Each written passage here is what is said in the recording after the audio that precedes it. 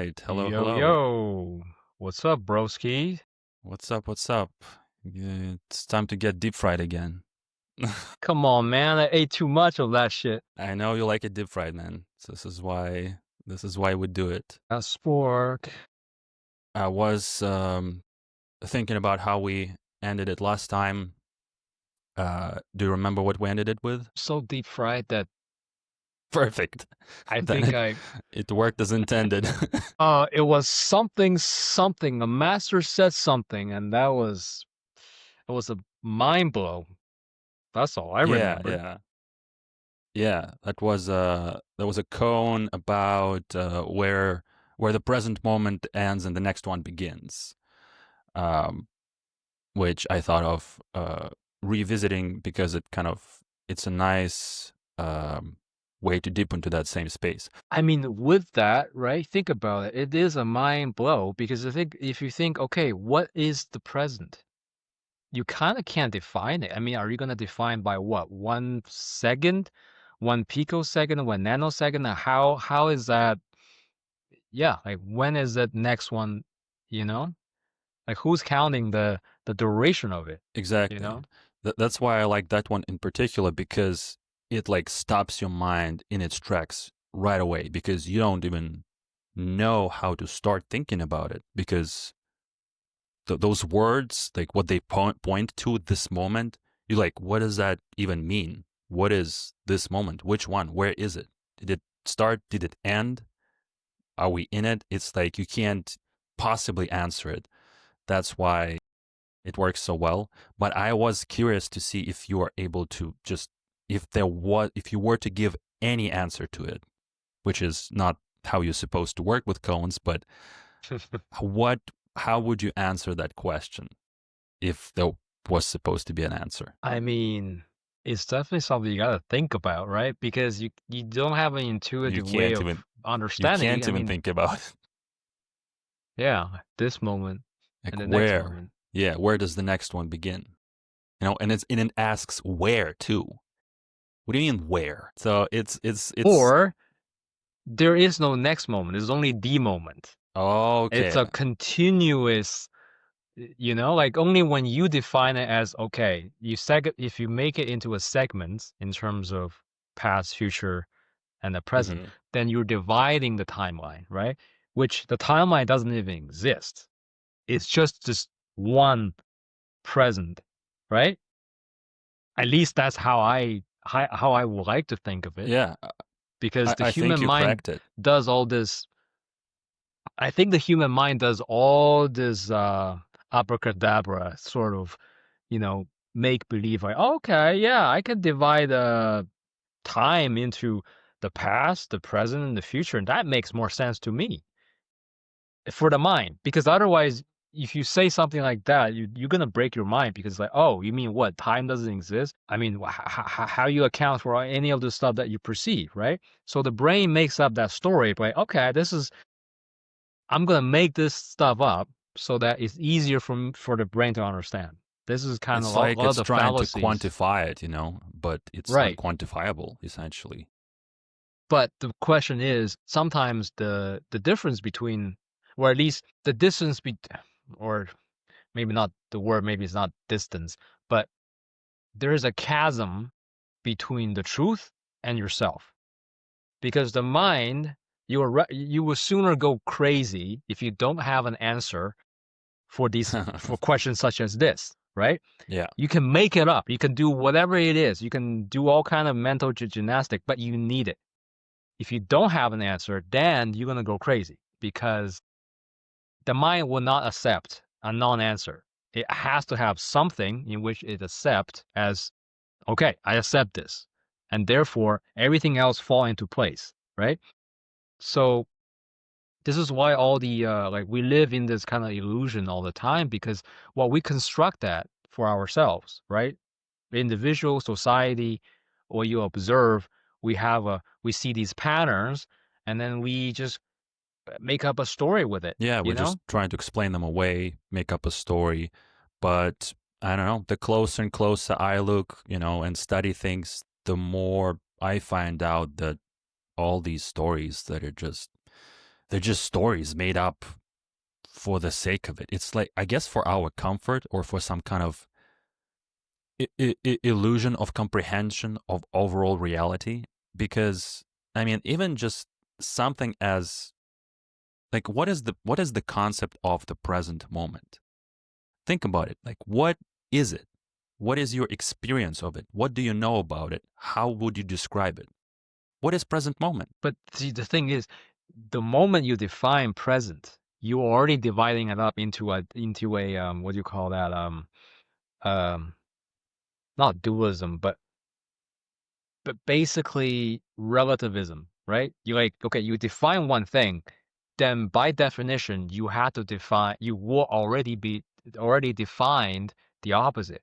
So like if you define light, then there's dark, right? The Yeah, but absence of what that is, then you define. So if you say the present, like supposedly now, mhm. then you already start to divide the timeline. Now there's a present and then there's a past, there's a future, right? Right.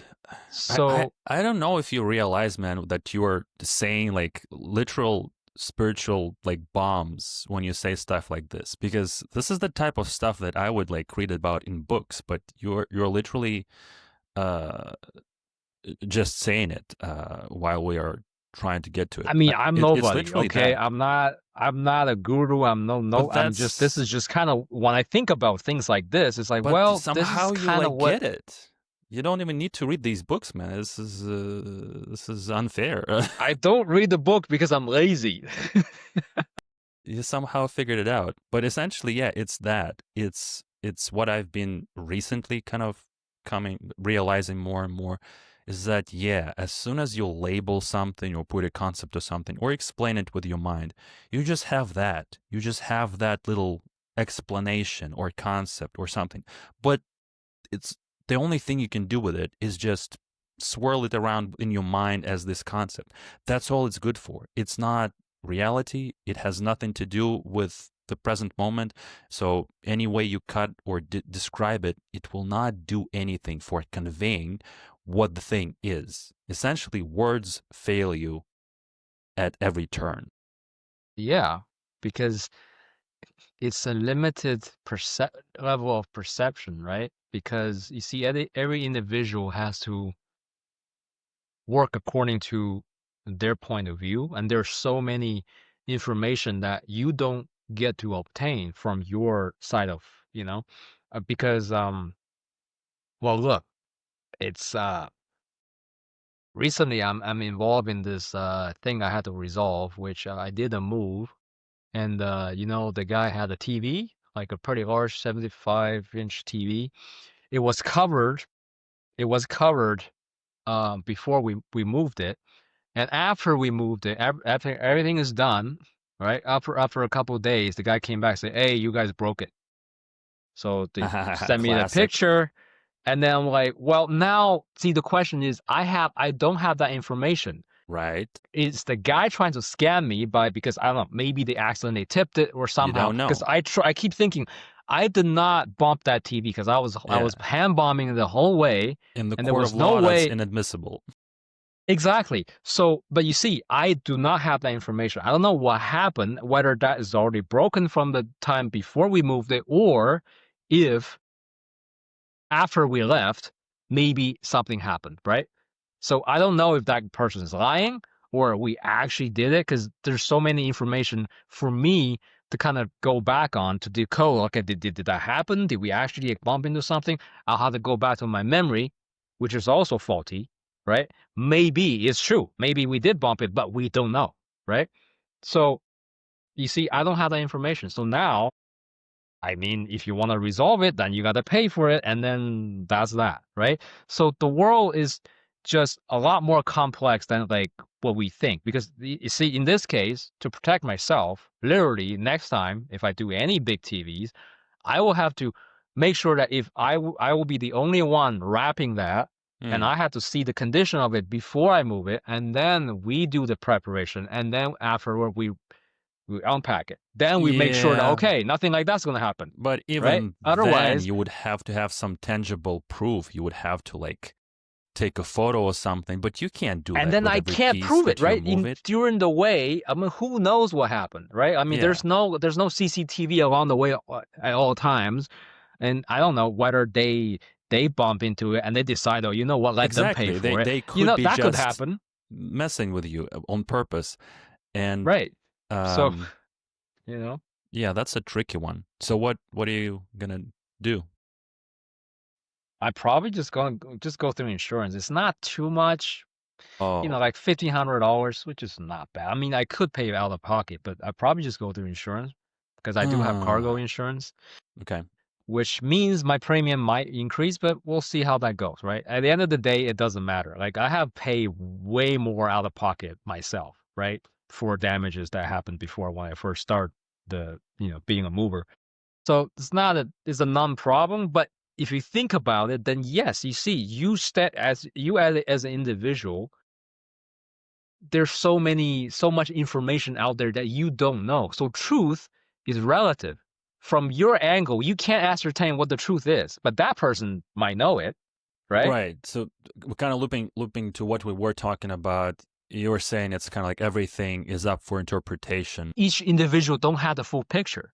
Yeah. And for you to have the full picture, you either have the technology, means surveillance at all times of every single angle, but that's impossible, right? You can only have so much technology that could do that. Yeah, you Unless you can't have, or know. you have, I don't know, some kind of new tech where you can record from your eye. Imagine in the future, like a sci-fi, Yeah, the that's coming court up. subpoenas your ocular data, Yeah. So The basically, in good this case, sci-fi movies have that. the court will subpoena the guy who's saying I broke it, and it'll subpoena my eyesight, right? But my ocular data for that entire Yeah, move. done. What I'm seeing, right? Easy. That has to be done. Then you can ascertain, okay, yes, something happened during that entire process. Otherwise, And then eventually we'll have a Minority Report. You remember that movie with Tom Cruise? apparently you will have to have that if you want to know the truth, man. No, I like mean, eventually the technology will be so good that they will just arrest you before you even think about the crime. They would just, yeah. you were gonna think it. We know. How messed up is that? Yeah, the logical conclusion we already know. So, But that's a fun concept to think about. Like, what is it? So they were kind of playing with the determinism, I guess, then, because because everything is kind of like one and zero, right? And if technology can literally ascertain, well, according to all of the data that we can assess, which is available out there, literally physics, right? But down to what's in your mind, what happened to you, how you've been shaped as a person, we've determined with 99.99 probability chance that you're gonna kill that person. Is that possible? That sounds possible, because surely there are signs. Like psychologists who work with criminals, they could name various traits and oh, this contributed to this and that. They can explain away kind of like why a person became violent or criminal. But does that mean that they've been destined to do it? That there was no way to avert it? I mean, you can make the conscious decision. Let's just say you have like a 98% of committing that crime. But the thing is, if you know a set fact, then you can go completely opposite for the act itself. Like basically, you just stop yourself from doing it. Then you No, revert all of that. I no, mean, but there's no. I mean, because you have. I mean, if you still have actual control of your oh, mind, you're then saying you if can make you decisions. learn about this, like if they, Right. If you learn about like, so if I had 98% of committing this murderous crime, yeah, and I everybody's should saying, watch out for this. everybody's saying I'm gonna do it. But Yeah, if yeah. I just decide not to do it, then that's not gonna happen for this Yeah, one see, that's particular one one. thing. If you're like aware of it and somebody warned you, uh yeah, but why is then in that movie they would just straight up go and arrest people? I need to rewatch Because it. I need to remember the plot see because yeah, I forgot they what the essentially plot would like was no now, but chances. They didn't even give any chances. They're not like, hey, by the way, don't murder Helen next week. They would just literally arrest them. I think that's how it went. But even like to play around with what you said, I guess so, right? Wouldn't you want to be, say there's a psychic service that you can go to and it's like, hey, what should I be aware about that I should not do in the future? If they were able to tell, see, this is when I would believe in psychics. If any psychic said to anybody ever 10 years ago, hey, go ahead and buy Bitcoin, that's when I would believe in psychics. But guess what? That never happened to anybody ever. And that should be proof enough that that psychics are not real, because this is the type of stuff that you would want to hear from psychics. Like, what is the valuable information that could improve my life in future? I love how we're And just kind of springing along these topics, but it's but just you now we're think, onto psychics. but if you think about it, if I were a psychic, I wouldn't tell anybody. I just You buy would Bitcoin just know myself. I would yourself. just know. I will be Hmm, the richest guy ever, right? that's true. Why aren't these psychics getting rich? Just Because richest think people about it. ever. If yeah, they can beat Why do they any have of these these beat up guys. shops at the corner of every Yeah, mall? exactly. Why do they even need that? They could just predict the future and then basically make it happen, or something Yeah. along the line, right? Of that.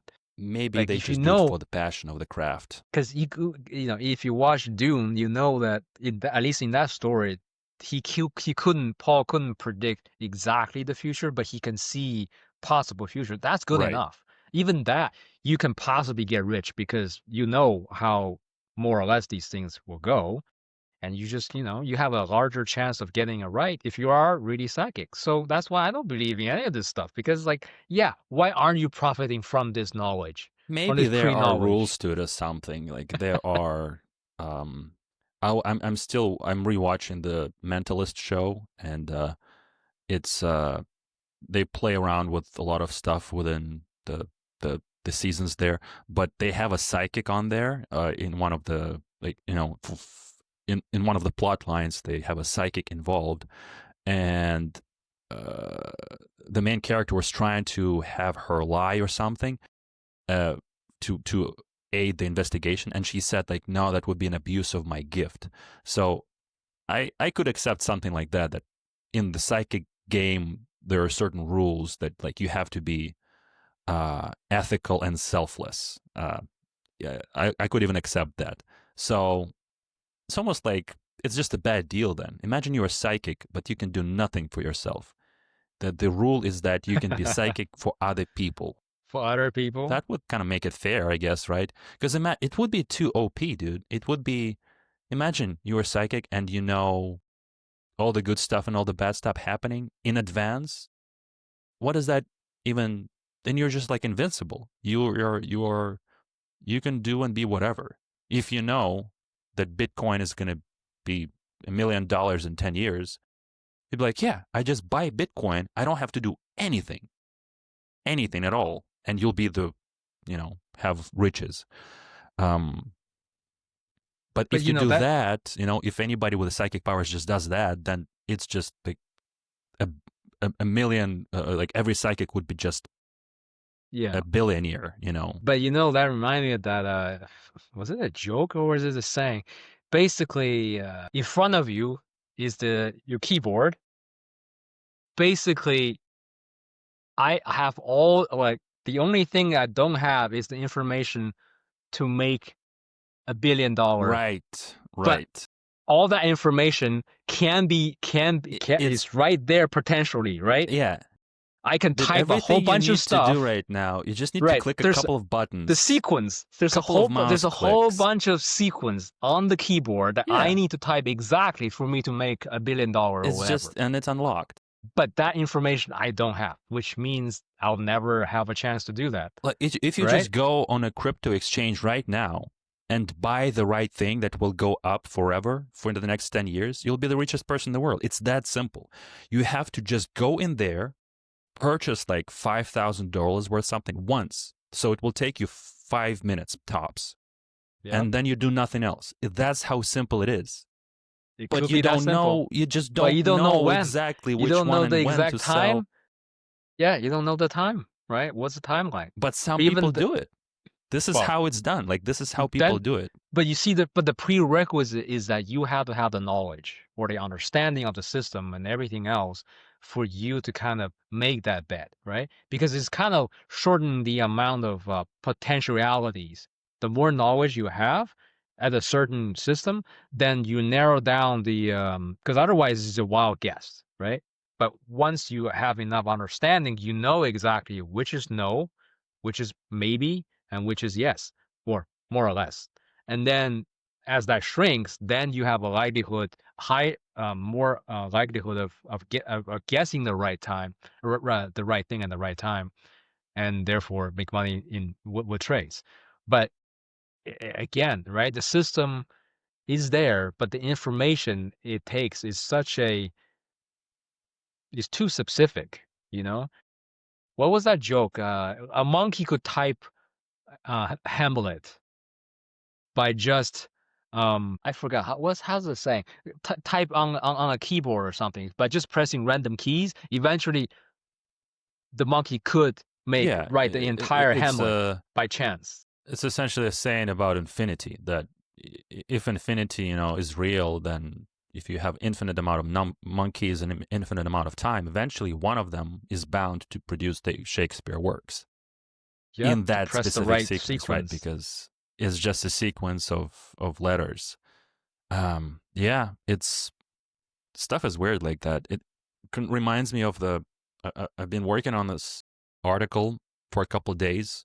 Uh, it's might be the hardest I've been working on a writing piece ever, because I have the time and I've been trying to evolve, get into it, and wow, things can get intense with writing. Eh, it's you can really get into a piece and like try to refine it and try to understand even what is it you're trying to shape and convey and where the thought leads. And I've been doing that kind of recurrently and repetitively with this topic that I talked to you about a few times before. And it has some very interesting insights because I'm doing some additional research for it. I'm reading what's already written about it. And it turns like it's a great way to learn about stuff. Like I really liked it for that effect. But the piece that talking about binary made me think about it is essentially everything as information, that you can do all kinds of analysis even about the physics and the nature of reality, but there's also a philosophical view of the whole reality just consisting of information, of just bits of info. Because they even analyze, I think they study the black holes. They say that information that goes into the black hole is impossible to retrieve ever again. And like, what does that mean, physics wise and physically wise? I don't know enough about it, but essentially that piece about information and everything being kind of a bit of info, um, that's how the simulation theory got born. It's because it resembles computers way too much, because computers, it's everything that's happening on the screen right now. It's just info being recreated through ones and zeros. And that part still like blows my mind that this is all it is. The computer, the audio that you're hearing right now, all of that is done through one and zero. You understand that the Yeah. computer, the way it computes, the way it reconstructs everything, the code, it all gets reduced to one and zero. That still blows my mind and just doesn't make any sense. Like, what does that mean for our reality? I mean, it's So all now that, matters of it's a different, there's different system of processing, right? Digitally, that's a specifically 0 and 1 kind of parsing the data. But then if you go back to some of the older analog physical stuff, it's also using I mean, it's using aspects and properties of the real world, such as, for example, if you have those like a record, for example, right? It's an actual physical imprint of the sound wave. And as you play that back, right, you get the sound. So it's it's a all matters of representation. manipulating data. Yeah, it is information. It's just either you just it's how you access those kind of information, right? So digital is just using this 0 and 1 sequence type of kind of I guess encoding is basically encode everything along that line.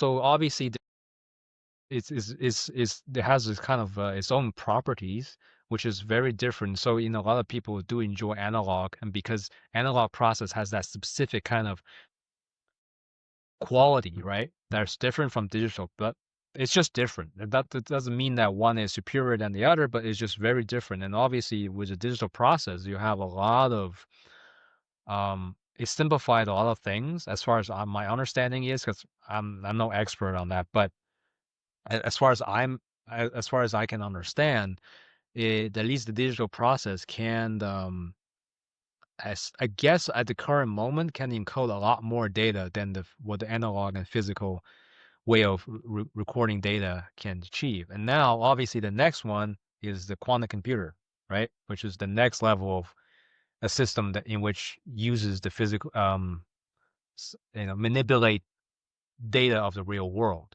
right? So yes, I mean, I can see how that theory can be a legitimate one. You can basically quantify everything as data, and as far as black hole is concerned, there are theories that if there is a white hole, it means that information could carry through, meaning like a wormhole is possible if information somehow is able to go through it and then did not get destroyed completely, basically have some residues, and that Yeah, information will be goes to transferred. somewhere else. Yeah, which Um, means you could travel, time travel, or some kind of way of traveling from two different universes. So that's a possibility, but right? I mean, that I was just looking it up, but that bit about information being kind of the basis of everything, it's essentially a type of panpsychism almost. In philosophy, it's a philosophical position, but it's called informational realism. It just posits that everything is information, is everything is fundamentally uh, information, which means that the universe just like computes itself. So the whole of reality is just this one big informational process of information exchange. But it's essentially it's baseless in terms of any proof or uh, workable hypothesis. But it's interesting that philosophers and um, scientists and people who are kind of trying to converge the two, they run into that um, interpretation in several different instances. There's several different philosophical positions that are like, this looks way too similar to like computer code just running, and things are computing because everything is uh, working according to some law. Essentially, everything is either yes or no. And there, with many such gates, we get something like a computer. It's just a bunch of gates with ones and zeros that are in specific combination produce such complex systems that we can now use in computers and internet technology. There was also physical realism. Um, that is just a milder version of it. I think it just describes information, describes the reality, but does not make it. And information philosophy as the universe generates increasing information against entropy. Um, like that stuff goes into some heavy philosophy territory, but it really tripped me up just thinking about the fact that everything can be just information at the base of everything, because it's like there are more and more fundamental laws. For example, your brain works according to some rules and principles, right? But the base of it is chemistry, and at the base of that is physics. At the base of that could be just this information. Um, yeah. I mean, when you say information, it really, I guess when it comes down to it, it really depends on it's such about a parsing what basic uh, type of information, right? Because information can be thing. just this overarching descriptor, right? But it matters, I guess, whether that's kind of like information as the building block, and then there is also the metadata too, something referring to such information, right? Imagine like Well, what's that here's the fun part that I've recently been doing more and more of. What is information? This is a term, right? What is the definition of information? what's the official definition? We'd be asking these questions, but if you think about what the hell is information, Ben, just in your terms, and what is it? It's I mean, to me, out of the top of my head, it's just a specific sequence of. It's like asking what is the definition of definition. Yeah, because then you have to make up definitions to define such definition. Yeah, Like the idea of kind of we had to everything is define information, right? Because but then you had to define a word such as data. What does data mean? And then it derives. It's like one of the derivatives of information. But essentially, it's something it's that a has complex. Because think about it has its own properties, right? If we break down from atoms, and then there are quarks, right? And then so basically you have a building block that is specifically unique to its own. Imagine all the up quark, down quark, whatever the direction, right? They means that is a state of being that cannot be reduced any further, meaning is a unique direction, right, of the quark. So that becomes the basic building block, because you can't reduce it anymore. So that will be the most basic information, and you have a combination of these directions which defines the composition of the quark, and then the atom, and then on top of that, but more and more. That makes me think then you're saying that information is some kind of primary, the primal cause, like something that can be further broken down and traced to any other origin.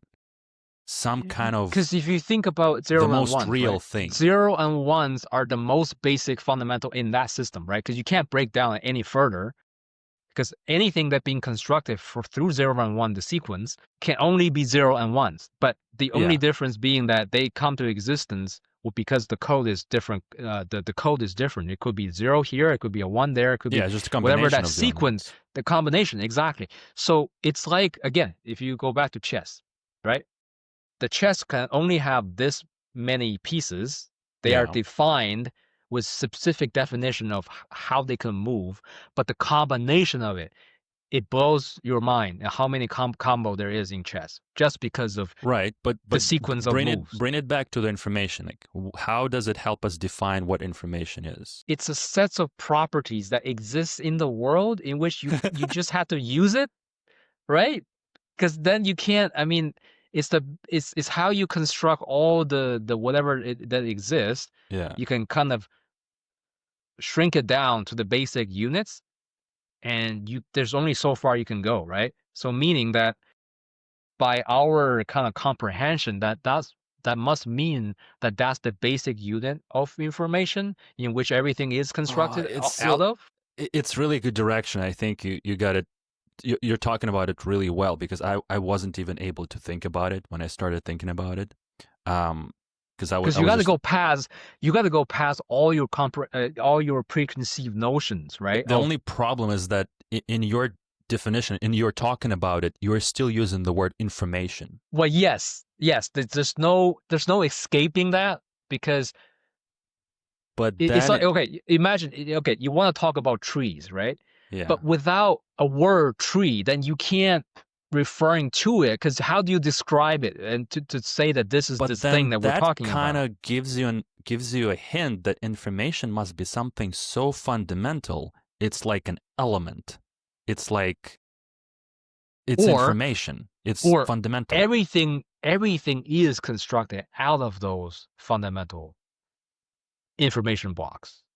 That's right. That's what these philosophical points are saying, is that since there is information, everything is information when you think about it. But so I was just looking up a definition that is actually really helpful in understanding, and I'm just blown away that that's the definition of it. But it's the content that reduces uncertainty allowing an observer or system to make better predictions or decisions about the world. So it's a very human kind of concept, or concept born by intelligence, which is observing and interpreting the world. It's our awareness that is existing, and there's like everything that is perceiving is information. So the world is information, really, to us, but Yes, also us.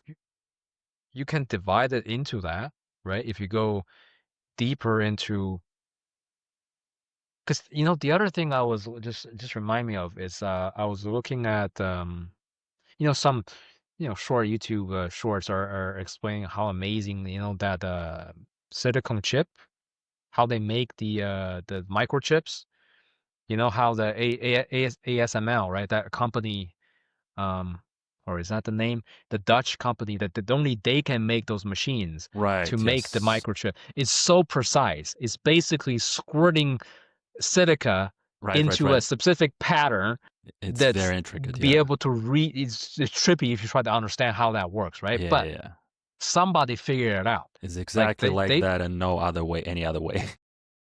Yeah, because it's basically throwing a pattern so the light can reflect on top of it, and that Yeah, can creates patterns. So yeah. it's all pattern. Yeah, it's you need the pattern for the recognition for it to work. So basically, if you think about anything that exists in the world, like even all the military stuff, missiles and whatever, they work because of the property of light, of like if you have a missile that tracks targets, right? It has a specific system based on how to Yeah, but detect light and you're talking just heat and about the way stuff is.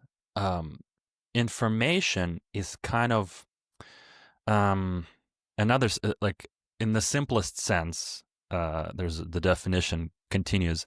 Information is the act of informing.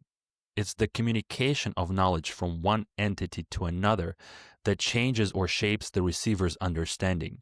So it's a kind of like a connecting tissue between the knower and anything that's known.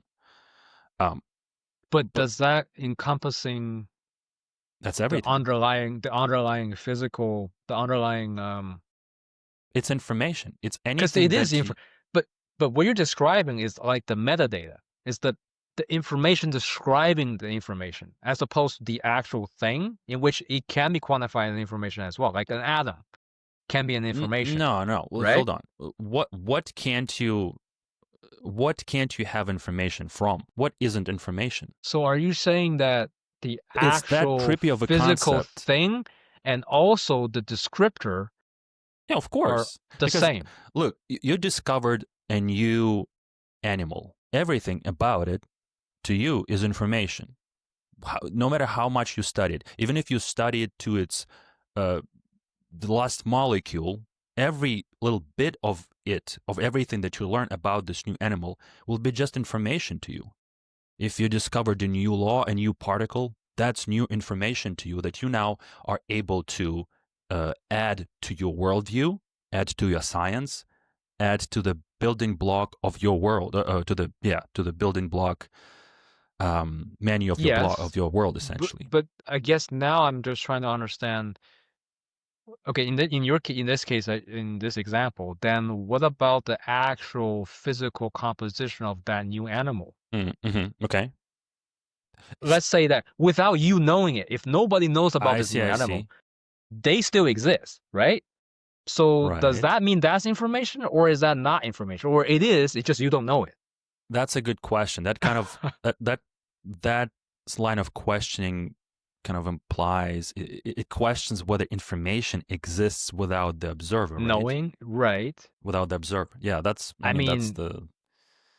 obviously A, there's the typical saying, right? If a tree falling in the forest doesn't make a sound, right? So there's that, but also I think in my understanding that there are just all kinds of different type of descriptor for information. So you can have a basic building block. Let's say again, to use your example, that new animal that we don't know mm-hmm. yet, right? Yeah. They exist, and so their atoms and whatever else configuration that exists. That's That the, could yeah. be information. I mean, you don't know it. So, I think which means, as soon as you know about that animal, there's information. but then if you don't know it, then what We does don't that? know. We don't know. How would you be able to tell? But That so that posits that the worldview is that it's basically whatever you can know. If you don't know it, then it doesn't. we don't, to us, it's as much as well might not exist. Well, It's yes, the same question, right? practically speaking, yes. But in the kind of philosophical definition, they gotta be, just because you don't know doesn't mean it doesn't exist, right? There's Right. also Yeah. that kind of, Yeah. because if because now you can say, the visible universe are the ones that we can see, but they're also Oh ones yeah, of beyond the course. speed of That light. goes back So to my favorite thing that I like to say these days is that anything can be. You have no idea, but it right, just. but yes, so but practically we do need to kind of use our I mean, even that. perception to process such information, to understand, okay, this we can prove that it exists because we can detect it, we can use some kind of method to determine that it does. Yeah. So we can only interact with what we are able to observe, really, and that goes back to whatever Yeah. we're able to observe. To us, it's information. It comes in the form of information. And Yeah. after that, we take it in and we're like, okay, what is it? We shape it into knowledge. I don't remember how the progression goes, but essentially it's a progression of this information into data that gets more and more organized, then into knowledge, where it's like it's classified. We organize it according to other existing information that we already saw before and figured out. So this is Yeah. how we literally construct this bits of info that come our way, and we're like, okay, where does this fit in? All right, this goes in here. These are quarks. All right, put them in with those things. And this is what we've been doing since forever. But that's yes, but that's just the human way of There's no other way that we know using of. That's consciousness to understand the world. But what amazes me is when I remember when I first studied biology in high school, middle school, high school, middle school. Yeah, first started, but it was really in high school because I took AP bio. Like I wanted to take, I took a college level when I was in high school, right? And it was amazing. Like at first, I couldn't understand. It's so dense, right? Like the yeah. amount of bio information in your body. Like imagine learning all about your body, the process of the cells, of all the individual things that happens. It's like you have to memorize all of it, because if you want to take the course and go through it, then you have to know that. Like it took me a while, but when it clicks, I was so amazed at the body's processes and how we can even know these things. But what Yes. what the amazing Divine part of it machine. is that it's like if you believe in the biogenesis, let's just say we take out the whole religious question, just say, okay, if we just agree that yes, life formed in the primordial soup and then becoming more and more Yeah. and more Somehow matter complex, became biological. but somehow you see that process of information, because the thing is, I remember even watching one of those Yeah. The question would still be like, why did information interact that way? What happened? yeah, like the creation of the eye, for example. I remember seeing a documentary. They're saying, well, initially it was just light and dark, and it was able to detect the difference, Yeah. Yeah. because in the That was water enough.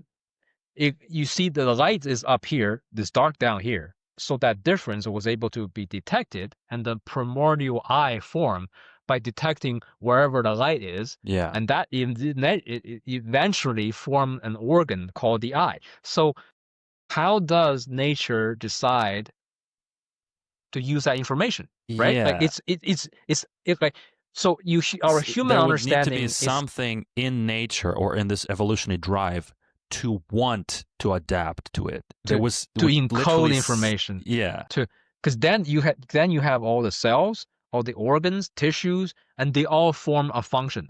Who told them that? Who told you the Yes, DNA to exactly. encode? Who gave the DNA data saying, hey, this sequence encode this This is what you protein do. and Yeah. this thing? This is your But your this is how body you work. knows everything. The body knows. You know what? The other amazing thing, it's it's always these things that you search online sometimes, like it just pop into your head, and it's funny that somebody already searched it. You know how I think everybody thought about this one, but we were able to Google and search it. People were asking, okay, so if we have a cut on our hands, you might get infected without antibacteria, like alcohol or whatever. You have to sensitize that wound. And somebody asked, then if I bleed out of my ass, why don't I get infections? Somehow your microbiome is very different down there than everywhere Yeah. else.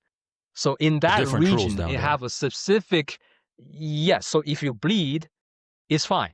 You won't have an infection the same as if you cut yourself on the hand and if you don't treat it. So it's almost like everything is figured out, Yes. right? Everything is It's figured out. designed in It's almost, that's why, yeah, it feels like it's designed, but it's true. If you search it up, you can find it. This information exists. People found out, like, yeah, it's because the micro, that it basically you already have some sort of processes which to deal with these infections Mhm. in those places in which you do come into contact with a lot of these bacteria and what have you. So your body is full of bacteria, the good one, the bad one, the whatever else there is, right? How did we come about to become this ecosystem, right? The body is an ecosystem, and it's have its own processes and these things that happen. And then you have, amazingly, we can even have a conversation right now. We can talk. We have these specific configurations of the body in which the consciousness can even communicate. So yeah, if we go back to just study even biology, just amazing how any of this exists. And now we don't even know the question whether, oh, are we created? Is there a God? Or is this something like what those kind of biology class teaches you? Oh, abiogenesis. You just a soup of whatever it came about, and then they start configuring into different bits and things. And I mean, Yeah.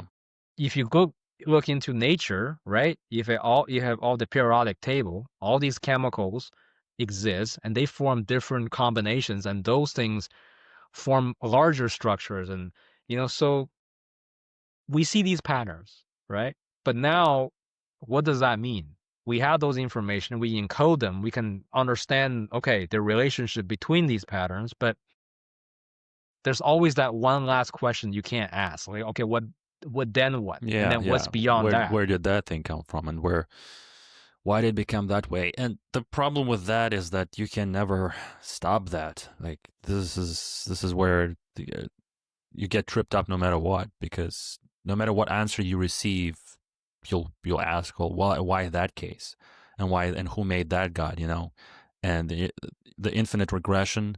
But this is where, to me, is a sign that something doesn't add up. Something ain't right. If we can't, like, if that's because that's what we do with anything, with our mind as logical thing. Intellect is definitely logical. It's like, if this, then that. I know there are other types of intelligences and faculties that humans possess, but in the most common sense, intellect is essentially inference, right? If I do this, I get that. It's understanding what came before and what comes after. If you put this and this together, you get this. It's kind of expectations and about reality and ability to project, kind of like what we were talking about information there. Information as I like that the way they define it is that, like, that which reduces uncertainty, structures reality, or enables meaningful distinction between possibilities. So it just points to what it is, but it's not even, because you know what information is on just what the word points to. But as we witnessed, can't readily describe it as easily, because it's something so fundamental to our reality. Imagine how much information you deal with on every millisecond. How much information your brain processes without you being aware in real Yeah. time. You are not Yeah. even aware of it, and there's Exactly. so much information floating around. Uh, it's bunkers. It's So you mean you can even how can you, I mean, imagine asking how do you quantify the amount of data, right? right, What units what it, of yeah, what do you consists a count bit it of with? information? A Ha, bit? Is yeah, it, do we quantify that for our biological processes? I mean, sure, they're an equivalent. There are an equivalent of how much data we're processing equating to a computer's data's output, right? Yeah, but it's different, different measurements. But yeah. then, It just gets so abstract because like I don't even know what a bit is, but I think it refers to or implies that it's just some piece, it's just some yeah, chunk, some thing. It still goes back to the uselessness of words. It's well, something. yeah, because you need a scale. You need banana for scale. Because without the banana, you can't tell the how But big or how that's small, right? essentially the So best you we can have to do. find. Well, that's what we've been doing, right? We've been trying to value certain things. Like if you talk about finance, then it's like, why did we use gold? Why was gold so Yeah, valuable? we We're just trying. decided to make that the We thing, right? decided to use this thing that is gold isn't that rare, but to us, the extraction and whatever else make it rare, and we use that as a way to define value because the less you have it, the more valuable it is, right? And we use that as a way to kind of peg our currencies to kind of to use in our everyday life. So all these are arbitrary. Yes, like $1. What's the value of $1? It changes according to the exchange rate, according to whatever forces within the market, and Yeah, it's always that in changes. relation to something else. Like, and So meaning you need that scale. You need that kind of basic unit but to then it's kind of compare arbitrary. It's essentially this. arbitrary. It's Like just if you us. think about the size of the sun to our, like if within our solar system, we use the unit AU, astronomical unit. It's defined by the distance that we. How Right. was it? Was it It's from the all sun to us? I think there was a specific unit in which we use as the basic unit to count everything. So it is all arbitrary, right? Like defining from the center of the galaxy, where is it, the center of the Milky Way, or are we talking about yeah. where It's we human are? centric measurement and worldview essentially. Um, But there's no other way for us to know any other way, right? We can only have what we can observe on Earth, and that's what we can use because obviously we're not from another place where things are different. I mean, this is what we observe and this is kind of what we use, right? So yeah, in that sense, again, I hate that word arbitrary, but it is true. It is arbitrary. It's all arbitrary. If you think too deeply, it's like everything does not make any sense because it's made up. You make up the thing, the systems, right? In which you just utilizing yeah. all the available information and things to construct the world that we currently live in. And it We're has its. kind of just doing our best with this, right? We're like, okay, I see the banana and I see this. I'm going to compare the two. Um, we use it in pretty much everything. I just saw a nice related quote today when I was writing about this related stuff. Um, it said, "What we observe is not nature itself, but nature exposed to our method of questioning." So it kind of points to this fact that we are just whatever we learn about world and reality is just as good as our ability to understand. So essentially, there can be a reality right in front of us right now, but because we're so dumb, we don't recognize it, we don't see it, we don't understand it, we're not aware that it's there. And I think that's where, as we develop spiritually, biologically, evolutionarily as species, we will be able to find stuff that is more and more trippy and complex about reality because at some point we'll be just like, oh, yeah, it's right there. It's like we'll get to that point because that's kind of what happens throughout life, right? At some point, you get wisdom. You develop wisdom by being alive long enough. You are able to kind of distill certain lessons about the world. That okay, this is how it goes. I know if I do this, this happens, and I better not behave like this. This is all wisdom. It's the in human world, it's the kind of final evolution of information. It starts with this raw information, gets categorized into data, gets refined into knowledge, and then I think there might be another step, but eventually it becomes wisdom. It's essentially something about the world that we're able to use to, I guess, live in harmony or to not cause strife. Because because millions of people have died for this, right? There's so many people in the past, our ancestors or whatnot, they died so that this information can be passed on, right? What not to eat for a simple thing, right? All the knowledge that you learn at school is if it is a system of information because, like, imagine if you never learn any of this, you will be illiterate. You literally are so dumb that you don't know nothing about the world, in Yeah, which you'll be you can living go in out a there and much basically simpler die of world. some simple stuff, Yeah. basically, if you don't know the information, right? So all these information are distilled by people dying, right? Our past tens of thousands of years, these slowly, whoever survives, pass on to this information, and then we codify it, we form into this thing, and now we have education, which every kids need to learn. Otherwise, you'll be so dumb, you'll be dead out of the door. You know? Yeah, and there are all kinds of dangers out there. Like these And days, what's concerning is that I just learned from that the U.S. right now, for example, their level of literacy is getting lower dropping. and lower. Is dropping. Like Yeah, it's literally, scary. kids eighth grade can't even comprehend reading comprehension are gone down Oh, than in the past. Meaning these kids aren't studying. They aren't studying what they're supposed to be studying. I mean, you can talk about the faults of the education system and whatnot, but the data is real. They're getting dumber and dumber because they're not learning. They're not learning these basic things that you used to is like basic information, right? well, that means So that's it's no longer in the culture. Something it, happened. something Something wrong with happened, the right? culture.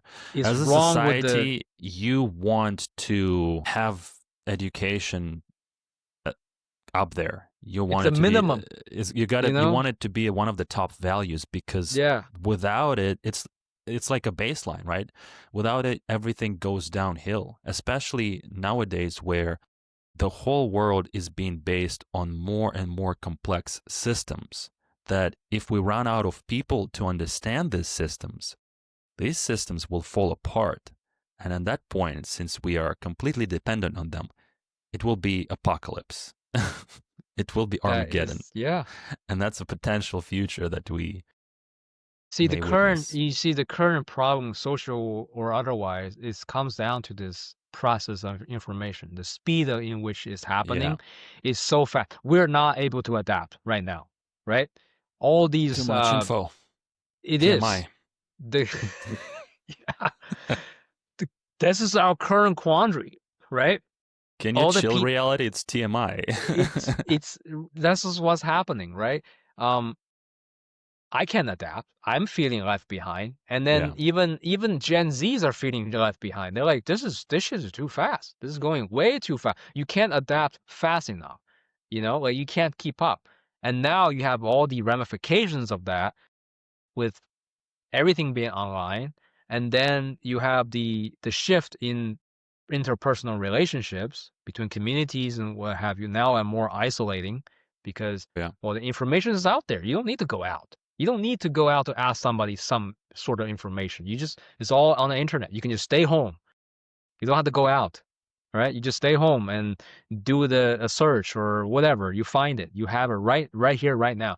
This is the same problem that we had with fast food. Why people get obesity is a problem. It's your body are not adapt at having that much calorie in that with that kind of how fast it can come to you. You used to have to work for this, and now it's like, oh, I can just spend a couple, uh, you know, under $20, and I can have a fat rich meal that the body cannot adapt because it takes millions of years for it to adapt. And we're very good at absorbing fats because back in the day, you can't even find any of these sorts of protein that what have you. So your body are good. They're very good at absorbing the food. But now, if you talk about information, we're absorbing this information way too much at one time.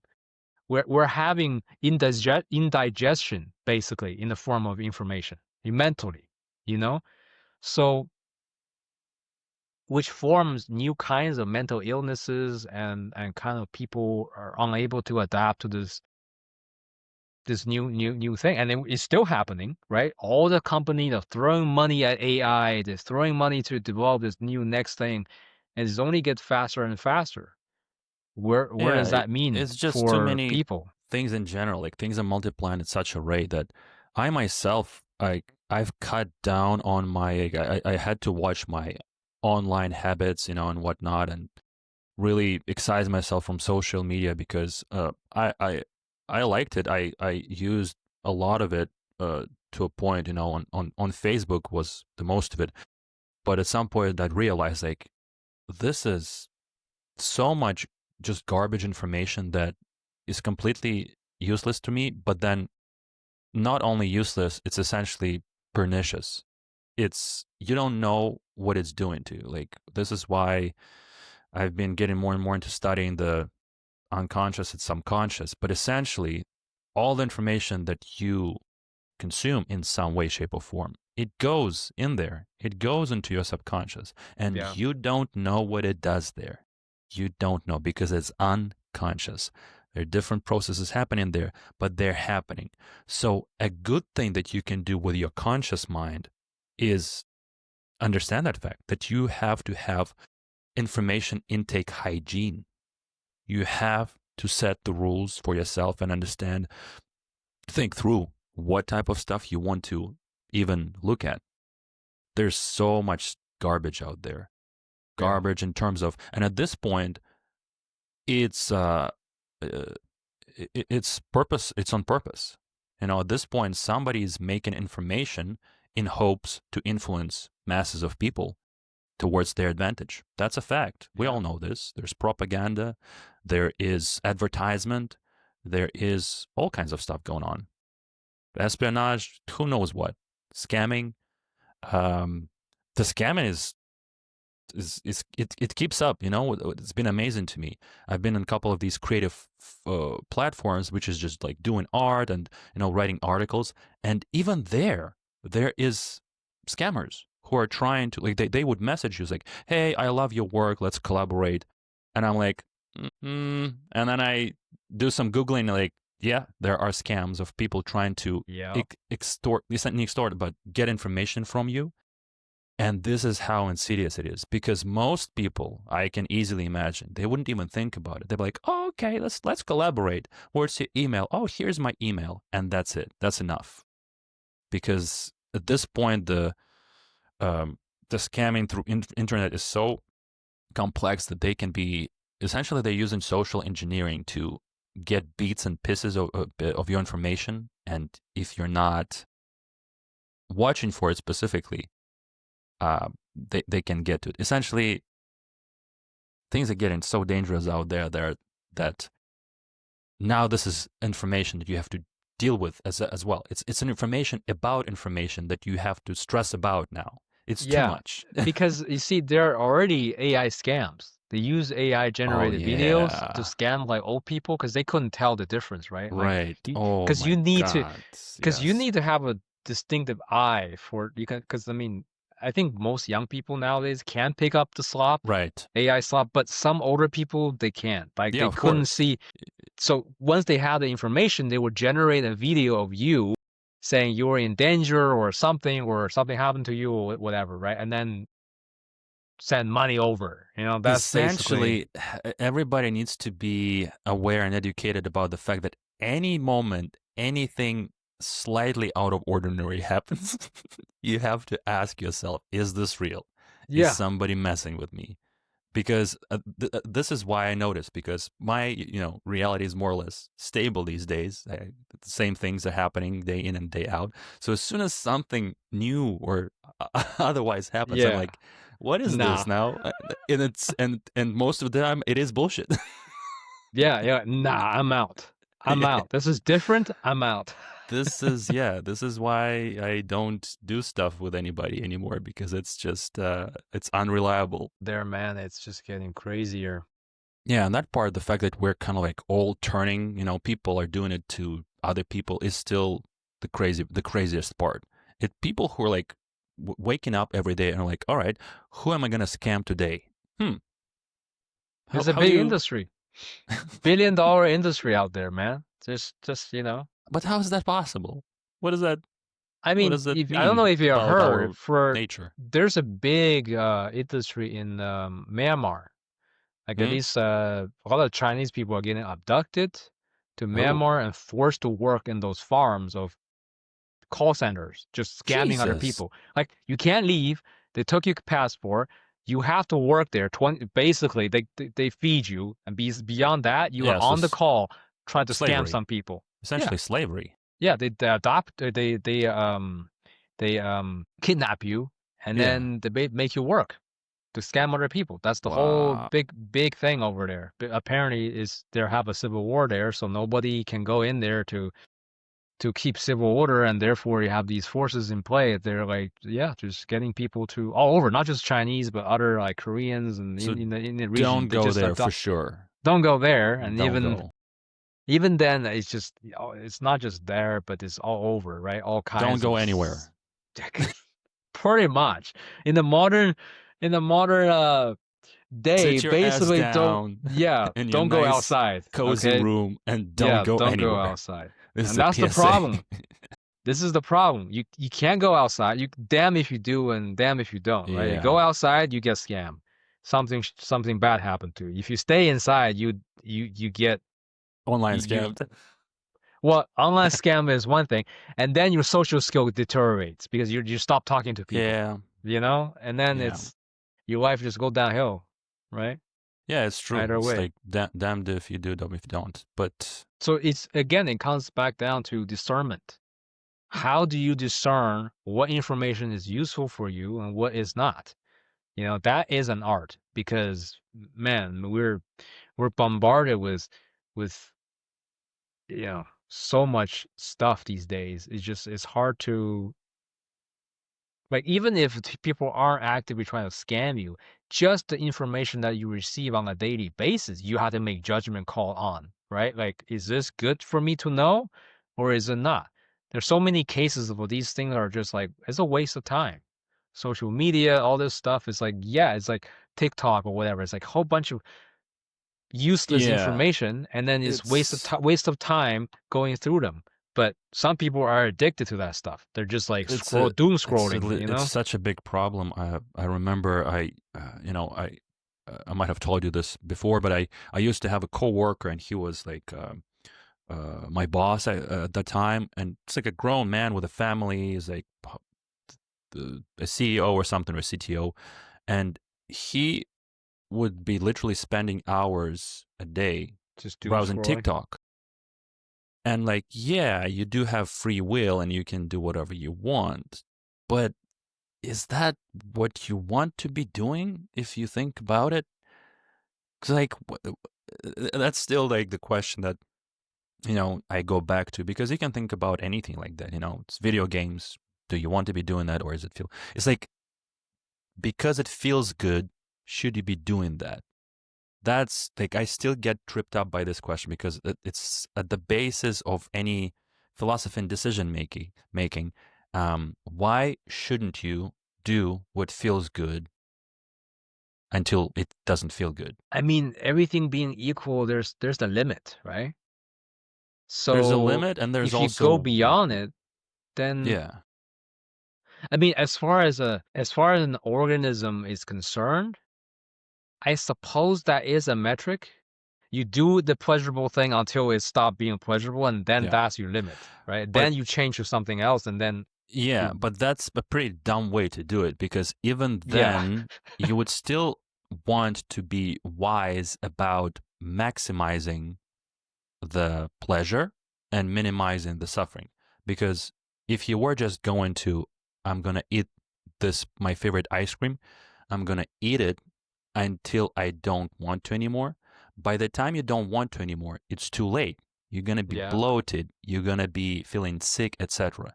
So the wisdom should be recognizing that fact that I can, this is my favorite ice cream, but I will only have a little bit, because that's the only way it can remain being a thing I enjoy.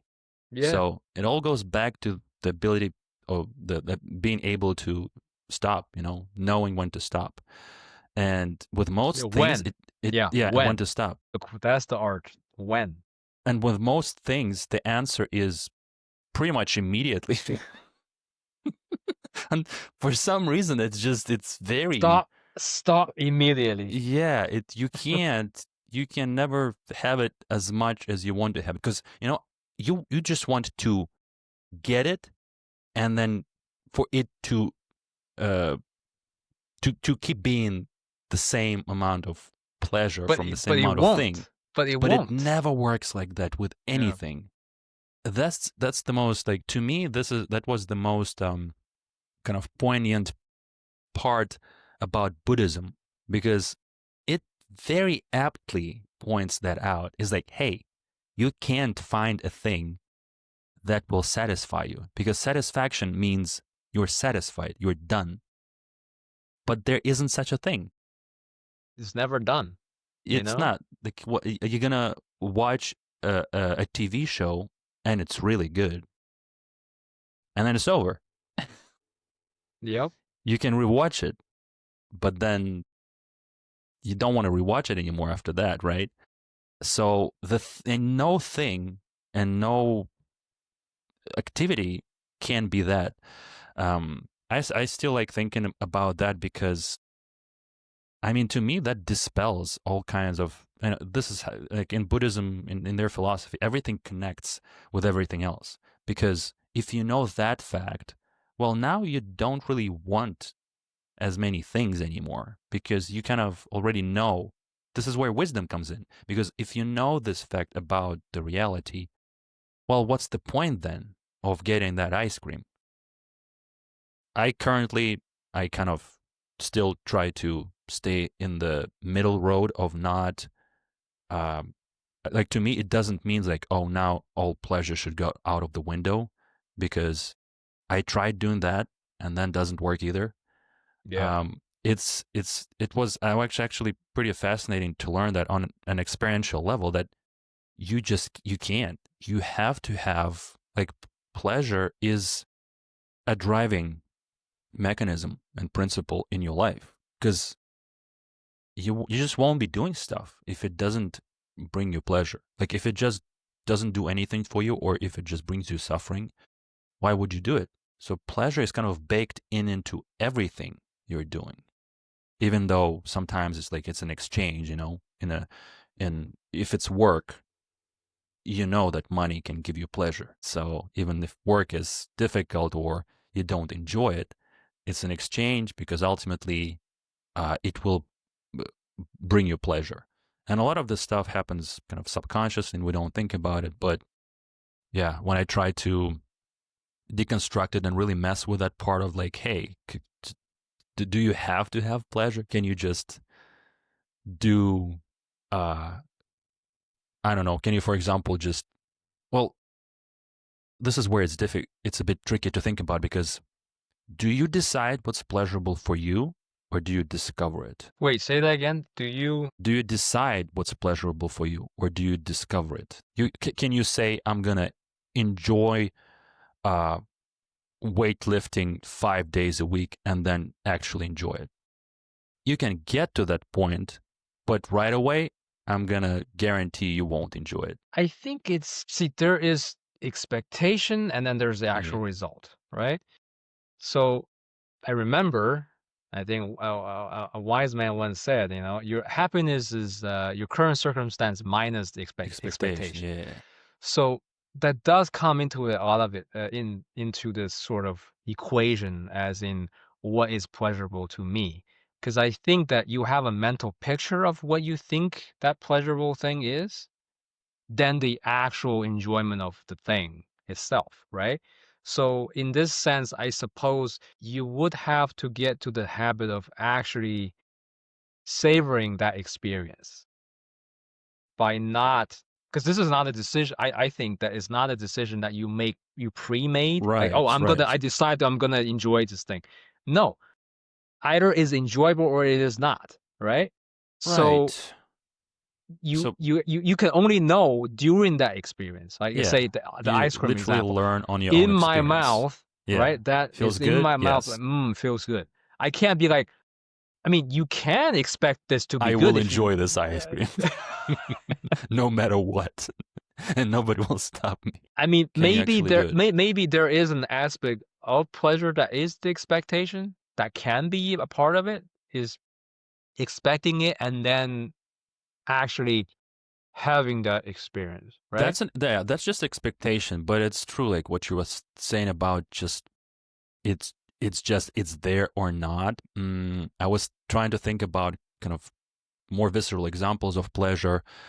Even something as simple as you know, it's a hot day in summer and you walk in nature and you get to dip your feet in the nice cold river. There's a form of pleasure in there, but you only, I mean, you can anticipate that. I'm trying to figure out essentially your relationship with pleasure. Is that just something that you stumble upon in the world? But Because you see, it's situational. It's also like in this example, the prerequisite has to be a hot day and cold yeah, water, there's a right? circumstances that So that the pleasure comes into that juxtaposition. Like the difference is what's it's pleasurable, almost like right? some kind of, yeah, it's some kind of need essentially, because you are hot, you are feeling hot, there's an You optimal want some, temperature that, you yeah, want and to be cool. that would help you cool off.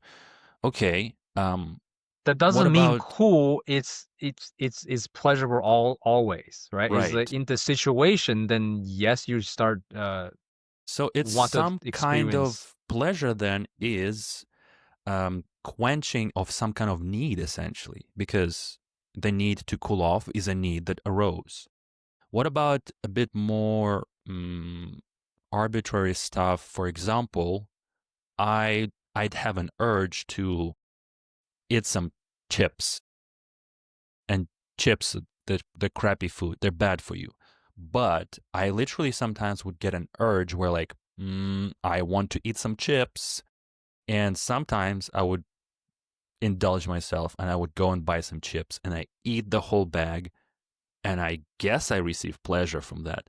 But what is that? Is that, why do I have a need to get some chips? But you see, you already codify that information of your past experience eating chip. It's like, okay, I love the But no, crispiness. that happens You, on its you own, right? Like I could analyze what I like about chips, but the fact is that I have an urge, which I could interpret as a need, uh, to experience eating chips, which then results in pleasure. Because otherwise, like, I don't eat chips because I'm hungry. I have much better food like I can eat outside of chips. So why do I eat chips? but you see, the form of it is important too. It has to be chips because they're just potatoes. Can you just chop a whole bunch of potatoes and eat it? It's the Yeah, same thing, yeah, but not the same thing. It's the way that it is done, right? It's deep fried and it has that yeah. crispiness. Essentially, I'm It's trying to the get salt to, and fat and how is it's that determined? How is it determined what I get pleasure from, and why is it chips for me? Why is it not apparently something else? Why is it apparently not it's chips for you. raisins?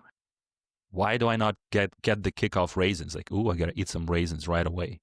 I don't get that. Does that mean that there is some kind of a need that my body has that's like, ooh, the chips has some missing Well, fats or when it something. when it comes to food, there is the aspect of the, kind of like Yeah, I the guess food is a whole fattiness, separate category the of salt, and science of the pleasure. body does want these kind of I guess it is pleasurable, right? Things Yeah, like if you eat a absolutely. hamburger, right? It's a fat Food is protein. one It's of the fundamental pleasures in so life. yes, so that is the basis toward that kind of pleasure, right? But it is also the expectation of the experience as well, because you will not have a pleasure. I mean, I don't know. Is there any unexpected pleasure? I mean, I suppose, Yeah, but stuff that feels good, but you never tried it before, and at some point you try it. Like I don't know, something could be like you could go on a bungee jumping you've never been to, but then you like experience so much that you just find it super pleasurable. It's just something new that you found pleasurable. But this is why I asked, like, I think it's all about just discovering what is pleasurable to you and just trying stuff. And it's like, oh, is this pleasurable? Oh, I like that. yeah, because there's sometimes I ask myself, it's like because if I ask myself, okay, what is your meaning of your life, my own? Sometimes this is just what you do. Sometimes you sit in the car, you're like, you know what? What is the meaning of my This life? is Let what, me think about this. Let me think about it. Hold on. Just yeah, stop everything. sometimes between the Just moves.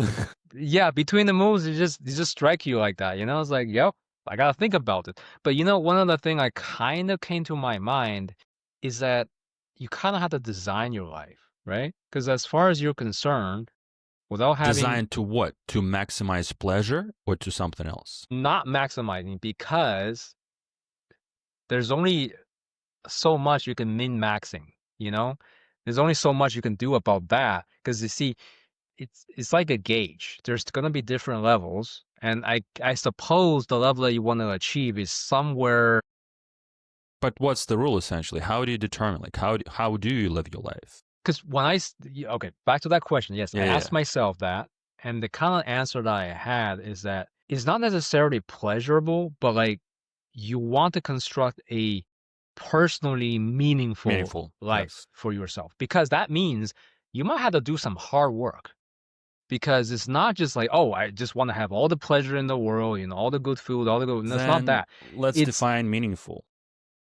But the problem is each individual has its own individual personalized meaning, because what works for me might not work for you, because different people have different desires, have different What does it mean for the life to be meaningful in general? Because when you start talking about desires, it all goes back to pleasure. so Because you see, desire is all about pleasure. how I see this is this: you want your life to be a good Modern Warfare 2 campaign. That's what you want What? your life to be. What? You don't Explain understand that what I'm saying? metaphor. Imagine you are the character within that, and you do end up survive at the end, right? The campaign is just a blast, right? Like imagine you are an actual, like as you the player, imagine that's your actual experience. You gotta ride those small mobiles. You gotta do all these co-op missions, and then the World War III is happening or whatever, and then you survive, and you end up revenge your friend. You kill the final bad You have guy. the stories. You have the stories. So that it would be a badass life, right? But the thing is, it's not easy. But You it almost got only would killed, be if you're right? able to look at it from this outside angle. It's like, yeah, that's a good life. But what's the value of that if then that life ends with you? Because it all ends. That's the thing. As far as you're concerned, your time is limited. You have this start, beginning, middle, and an end. This is your story. Everybody That's has the the same. question then. What's the point of having the meaningful life if at the end that meaning goes away along with everything else? Is as if it never existed. Well, you see, that's why people like Albert Camus, for example, like with the whole absurdism, Absurdism. is the idea that, well, you end up finding that meaning because, yeah, it is true. Everything is meaningless. There is nothing meaningful in life at all. But since Your we're already life is just here, you didn't get to choose to be born. You didn't choose how you're gonna die. You don't have any choice, right? You're here now, and then you're gonna live a duration of your life, and then it's all gonna end as far as you're concerned, right? Because you can say there is an afterlife, but you don't know that. You can believe that there's a God or you don't believe it. It doesn't matter, right? As far as your experience as this individual, it's going to end eventually. Meaning that duration of how you experience the life matters to you. Because you can have a bad time. You can have a bad time, not just by circumstance, but by yourself making it worse by thinking that life, oh, doesn't matter. Oh, everything is meaningless. Oh, life sucks and Right. this and Your that. belief can very much influence your life like that. So it's not, it's how you respond to what happens to you. And also kind of you have to construct how you want to spend your time doing what is more important to you, because if you just think about uh everything in life, again, is arbitrary.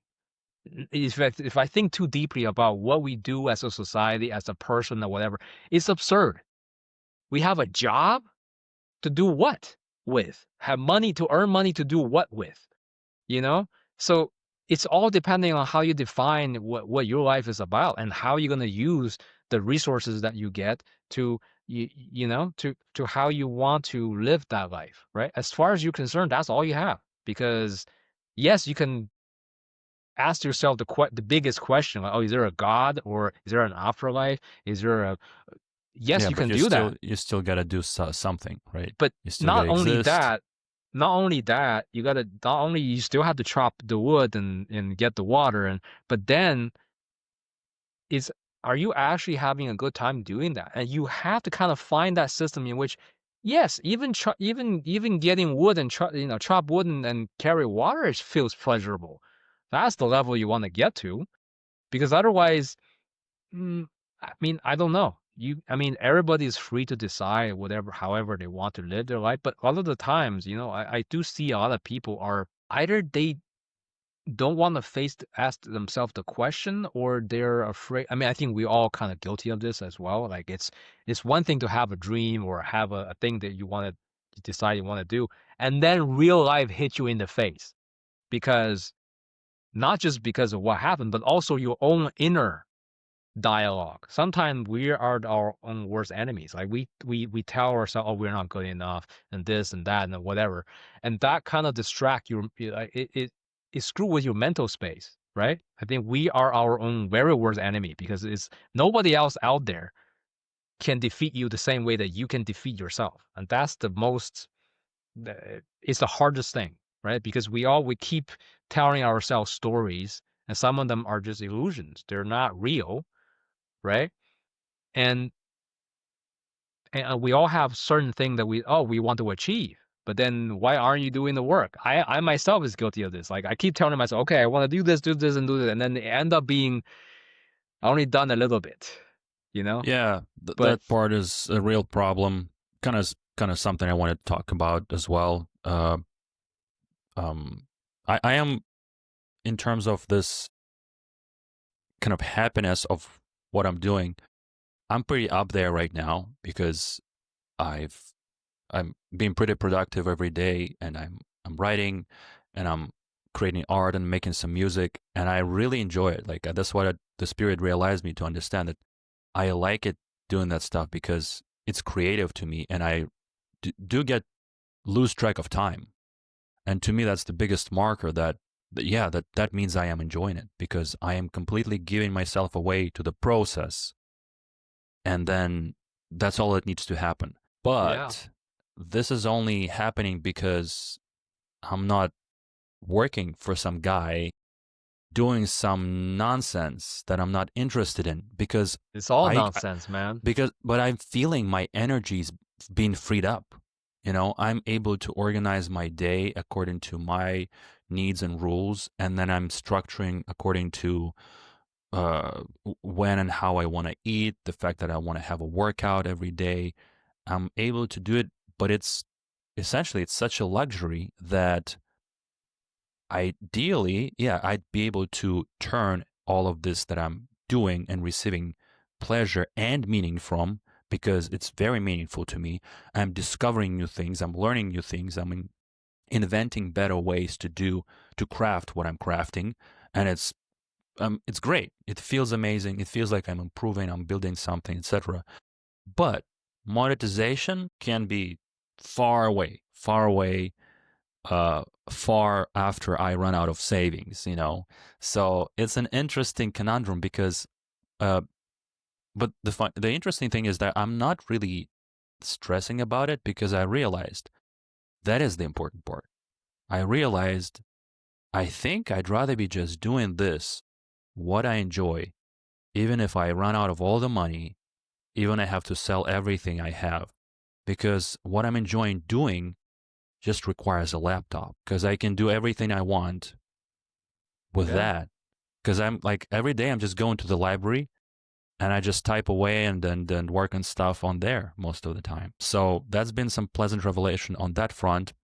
But to bring it back to the fact that there's also way too much stuff to do, I still entered that ceiling. The fact that like, well, you only have that much time and energy throughout the day. I've ran into this issue with the fact that it's my lifelong problem of having too many hobbies. But for example, I have that hang drum that I purchased.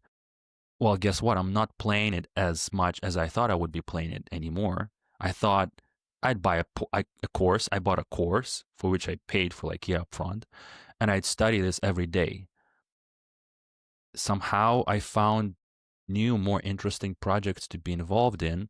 So right now I'm watching not to just be dropping stuff because uh, I'm still doing it, but it's just with a lesser frequency. But essentially, the question comes up like, well, you can't do it all. Yeah. So you gotta have to literally You have to pick choose. and say, I will just do this, and those other things, I will simply not do them. And that's just the reality of things. Because you know what? An article, to write an article, you need deep focus to write anything, right? To write anything Yeah. with good amount of, you need to sit down and for several hours just broil in that thing. That's several hours out of a day. Guess what? In 3 hours, I get hungry, or I need to go to the gym because if I don't go to the gym at that point, I'm not gonna go to the gym. So now the day is broken out into these chunks, and now I have to make it work the best it can. But it's still limited. It means I can only go into the library and work on this thing for like 3 4 hours in a chunk. Whereas I'm literally realizing at some points, like, I kind of wish I would be able to just sit there for a whole day. And what would I be able to achieve with that level of focus? You know? And I'm starting to think in that direction because it's becoming annoying because I have to like stop Take this deep breaks. focus work and like take breaks and stuff and service this body and whatnot and think about well-being and nutrition and relationships and all that other stuff. God It's damn it. I know how do people do all this deep brilliant work? Like it literally requires you to sacrifice a lot of things if you want to go far and deep into something, anything, any work of art, field of study, because I've been encountering the same thing with art too. I would be working on a piece of art or music and I would get lost in time and I'd be like, okay, it's been hours since I've been working on this thing and it can go on forever. And I'm realizing that just the act of creating or being immersed in this process is so enjoyable that you don't want it to end. So even at that point, that meaningfulness that I'm getting from all these activities, it's pleasure. Yes. Would you But say that meaning is pleasurable just in itself? and you can say that might be the highest level of pleasure. Right. There are different Yes. It's levels. refined This pleasure. is that kind of sublime sort of pleasure that you Yeah. can't even describe it Yeah. sometimes. It's like, how are you going to describe that, right? It's like, well, it's a Yeah. process, right? It's a flow. It's yeah, it will be the something akin to say a method actor playing a scene that he's so Yeah. into Just it, really getting right? immersed. It's like his best role ever, and everybody sees it. But Yeah. he's so into it, he's forget about the world. He's just in that It is specific some kind moment. of present. It's like a level of presence because for this good analogy, like for an actor to play something so well, they have to think through all these details in real time with such level to attention, right? Level of attention and precision that they have to be as present because if you're not in it to that degree, you won't be able to do it. So what is that presence? What is how do we be more present or less? What determines that? I think How do it's you a way summon that of, presence? I guess you shape your life so that it happens more often. I think Right. because I But think that just means like giving yourself time and space and organizing everything towards giving yeah, yourself time and space, right? because you see, that's what the again, the hardest question is when. I think that it's how you construct your life in terms of it's because the thing is you have limited amount of resources, time, and like basically it's like playing a video game. Your character can only be spec'd in so many different points, right? So something got to give, right? I mean, typically, I don't know if it's the vast majority of people, but a lot of people don't have that luxury. They have to work, they have to take care of kids, they have to do whatever it is. Other people give up their own life for their own Yeah, families, right? th- that So, that's another side of the coin that I still don't fully comprehend because how do some people do it and have it all too? Because I have barely any, hardcore responsibilities, and dude, I'm still struggling with just figuring out the system for anything. I'm by myself. I'm single, and I'm still overwhelmed. I mean, like I can't even imagine Right? having a family. It's like how much more do you Then have to do, right? I mean, it is a you lot of don't really even responsibility. exist at that point. You're just like a leaf blown in the wind of circumstances that are being brought about by all these relationships that you have. But How again, do you? but you see, but the thing is, each individual is different, right? For some I guess people, so. Yeah. family is their life. Like that's their life. Right? Yeah. Basically, they enjoy That's their that, meaning. and that's their meaning. That's great, But for different people, Hmm. different, So for people like us, we're more, I guess, we're creatively inclined in that sense. Like we value our own time a lot more than Yeah, it's but that it. kind of comes off as kind of selfish, no, or I, or I self-centric somehow. again, it depends on how you define it, right? From whichever point of view. Because if you from a It's all family-centric point relative, of view, then yes, you're being selfish. You're not, you're taking you spending all the time for yourself. right? But there's nothing But wrong with that. surely, yeah, surely nobody can argue that that's not your right, It is, yeah, it is your right. So this is the reason why, like, nobody should really tell other people, be like, oh, just because you live a right? certain way, you demand that other people does too. It's okay if a person does not Hmm. decide to have kids. It's fine. That's their decision. Why does anybody have? You don't have any. Uh, But what if the whole country decided to do that and sit in their room and just like write poetry or well, see, something? that's the That would problem. be a Yes, problem, right right? now we do have a population problem right now, right, all over the world, because enough So, people decide that what, I'm out.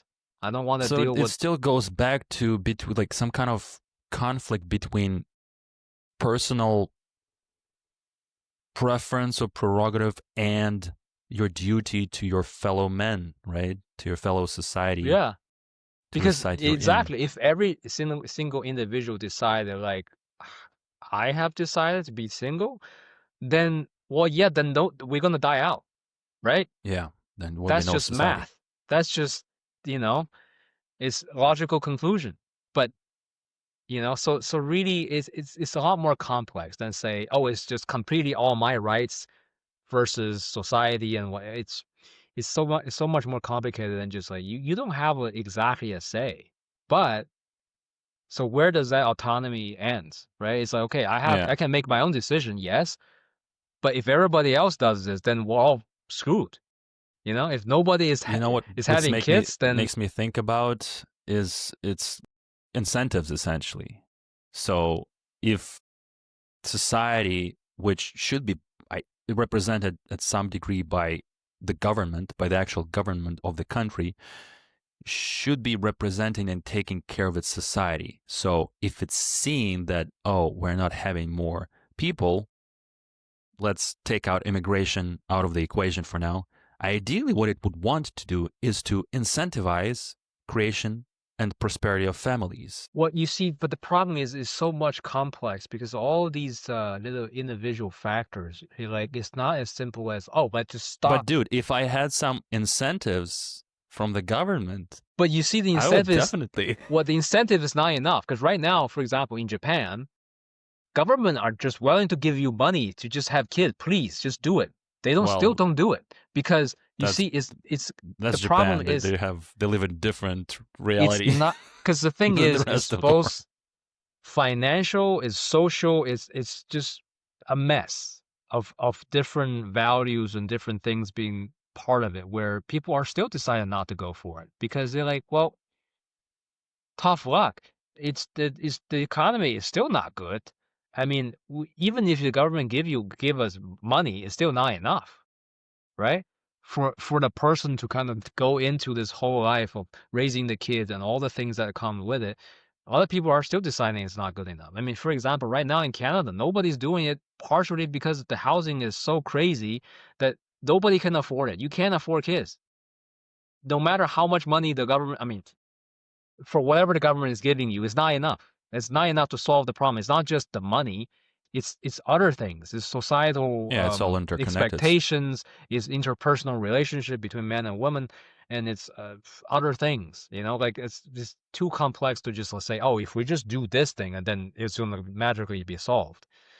It's not. You know, so somehow it keeps going in the direction of making everything more complex because it's like, when you compare it to the life that we had where you just lived in the tribe and there was a simple reality of like, oh, we don't have enough food for this baby, toss the baby out. It was that type of simple because it was, you don't have enough food. That's just the reality. It's simple as in that regard. But now there's so many components to it where food is not even not I guess it all goes back to food. Food is kind of like the basic currency because we all need it. We all need the energy, but the complexity of it in terms of how from which end should you start solving anything is impossible to ascertain. Because you see, society, we have built such a complex system now. Because before, like you were saying, tribal, it's easy, it's simple, the structure is very simple. Now you have specialization. We all have a job. We all have a part of the thing that we participate in this economy, in this economy, it's, but we're all participating as a component. So now it's much more fragile for one thing, but also more complex because each individual have just one specific job that they're doing, and you need other people to do their job as well to make the whole thing work. So should anything happens, I think we're just one stone throw away from disaster, because if anything goes wrong, then the entire chain stops, and then people are going to starve to death. Do we have enough energy? Do we have enough? This is the problem that the supply chain, the whole supply chain, like I was just the other day thinking about it, just realizing if anything happens to the supply chain that, is involved in supplying you food, then you don't have food no more. So you see, and it has nothing to do with you.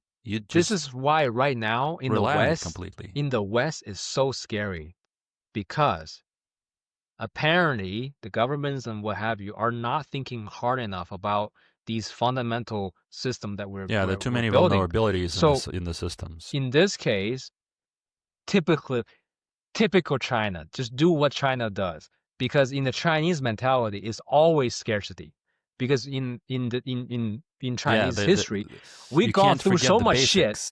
Yeah, we've gone through so much shit. We know shit is gonna hit the fan no matter what. So it's like, this is why Chinese have a saving mentality. They're like, nah, we're not spending all that money. Like, what, you crazy? Or what if something happens?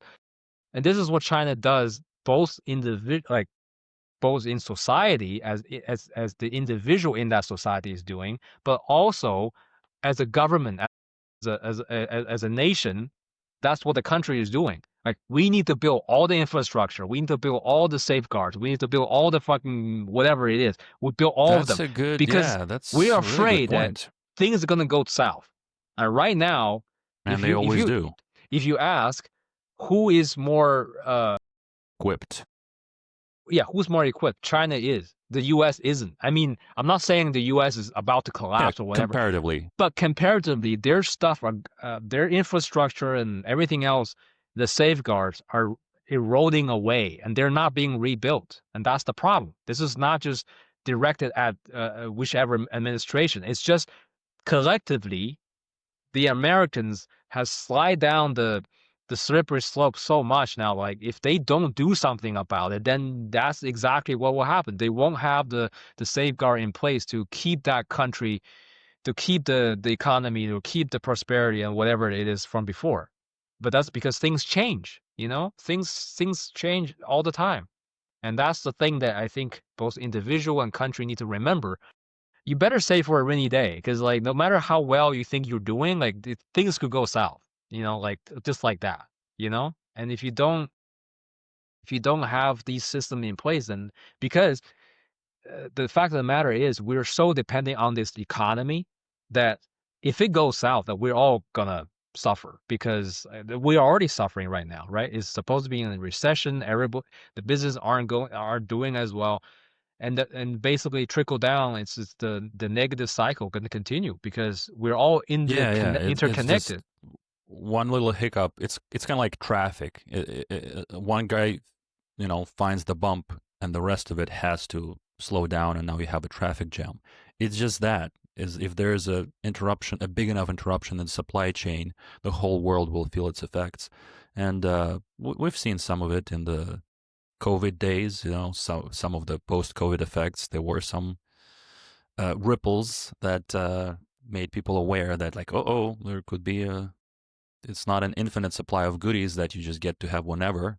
Um, but you know what this made me think about? The fact that China, with all its history and its essentially survival track record, only through that experience and ability to retain that experience and shape it into knowledge and retain that into knowledge and elevate it into wisdom are you able to do something like that. And from the standpoint of China, I think I've heard some quotes by sinologists who are essentially saying, like, yeah, if you are Chinese and if you're essentially, if you are, say, China manifest, if you're like a live being, you would be looking at US as a kindergartner who they don't know what What's can coming? happen. They don't know what can happen in 5,000 years. Of course you wouldn't take them as seriously. I think it's just, again, comparatively, relatively, when you think about things like that, you can definitely see how kind of wisdom and age are able to produce, because this is why this stuff, it happens in China, because it's accumulated wisdom. You're like, okay, we've been through all these things. Let's not do this again. Let's learn something from it. Let's prioritize the right things. And you don't learn this stuff when you're just starting out and you're like, the world is mine. I will conquer it in one swoop. And then, no, you'll learn that you are not as powerful as you thought you are, and the world is much more complex and works with its own rules, and nature is the master of you and not the other way around. Yeah, so like that's the thing. Like, obviously, I'm not saying like, oh, like China has done everything right. I mean, obviously, there's going to be sacrifices that has to be made on a societal Yeah, there's level, on a nation level. always But I think payoffs and exchanges. yes, but in general, though, like even no matter how you say, oh, they like the upper Politburo, they're all corrupt, they're all whatever, but at least they have a sense of, okay, we where we want the country to go, what we don't want it to happen. you know? So at least there is a consensus in terms of like, okay, Yeah, there are certain things that we, no matter what, we're gonna keep doing. And this is for the good of the whole of the society in general, and not just because, oh, we are powerful enough that we can just take whatever we want, you know? that makes me think, about what a country or a people is, because something like China is behaving as a kind of a unified consciousness, which is trying to protect itself and trying to preserve itself as if it's, its own living being. Because what do you care as an individual what happens to China, even if you live in it after your death? You don't really care about it, right? You don't get to live in the China that you help. I'm gonna stop saying China. In the country that you help build, it's China, China. It China, just feels so good China, to say. China. But yeah, it's like it's very strange because there is this level of exchange, right? That you are contributing to society even on a level which just helps build invest into the future of the country or people. But what does that mean to you as an individual? Are you're just a person? But I think, this is what comes down to the different mentalities that society have. Say, in the simplest term, the Western mentality versus the Eastern, which is, again, in simplest term, is individualism versus collectivism. So in the Eastern thought, the idea is that you are related to everybody else. So it matters what you do as an individual because you affect everybody else. You can't just be like, oh, I can do whatever the hell I want with no repercussion just because I'm free to do whatever, right? Because in that society, people, the first thing they think about is, oh, if I do this, how will that affect other people? That's what other, this is why in Eastern culture, shame is such a big thing, right? You don't want to do anything shameful that brings shame to your family or to yourself, because then it's like, well, other people do judge you because it is a society, right? So each individual action are judged based on the Then group you think. do kind of live and behave as, and then by extension view yourself as the whole society in a way, right? Like very practically and physically speaking, that's what it means. If you behave like it, if you abide by such rules, then you are it. You are living as a society, really, not as an individual. Because where's Or your individuality then? If you're essentially restricted, because it is a sort of restriction of your individuality. Because your individuality would be you do whatever, regardless. You decide like I decided, and therefore everything else is secondary. Um, I I mean, there is something to be said about the level in by which you kind of stay at, right? Because obviously, yeah, in the extreme case, if it's just you follow the orders and not you don't have any individual thought, then yeah, well, you're just a drone, right? You have no individual thoughts. Everything is dictated by the power that be. That is a problem, right? But conversely, if you go the other way, the like complete individualism, like okay, an individual can do whatever the hell he likes. That is just general chaos. Because like, well, if I do this, if that impinge on your right, then you're gonna say, well, this is not good. I'm gonna have something to say about that, right? Then you just become fighting each other about who has the right to do what. But so what you want obviously is not the extreme example, but like somewhere in between or somewhere that's kind of like you gain the benefit of that, but not extreme enough where you're also getting all the negative aspect of it as well. Because obviously individualism is important. I do think that you can't just go group thoughts because sometimes the mass psychosis, that is a thing, you know? Like the group thought can be stupid. The people can do stupid things. And this is what happened in Chinese history as well.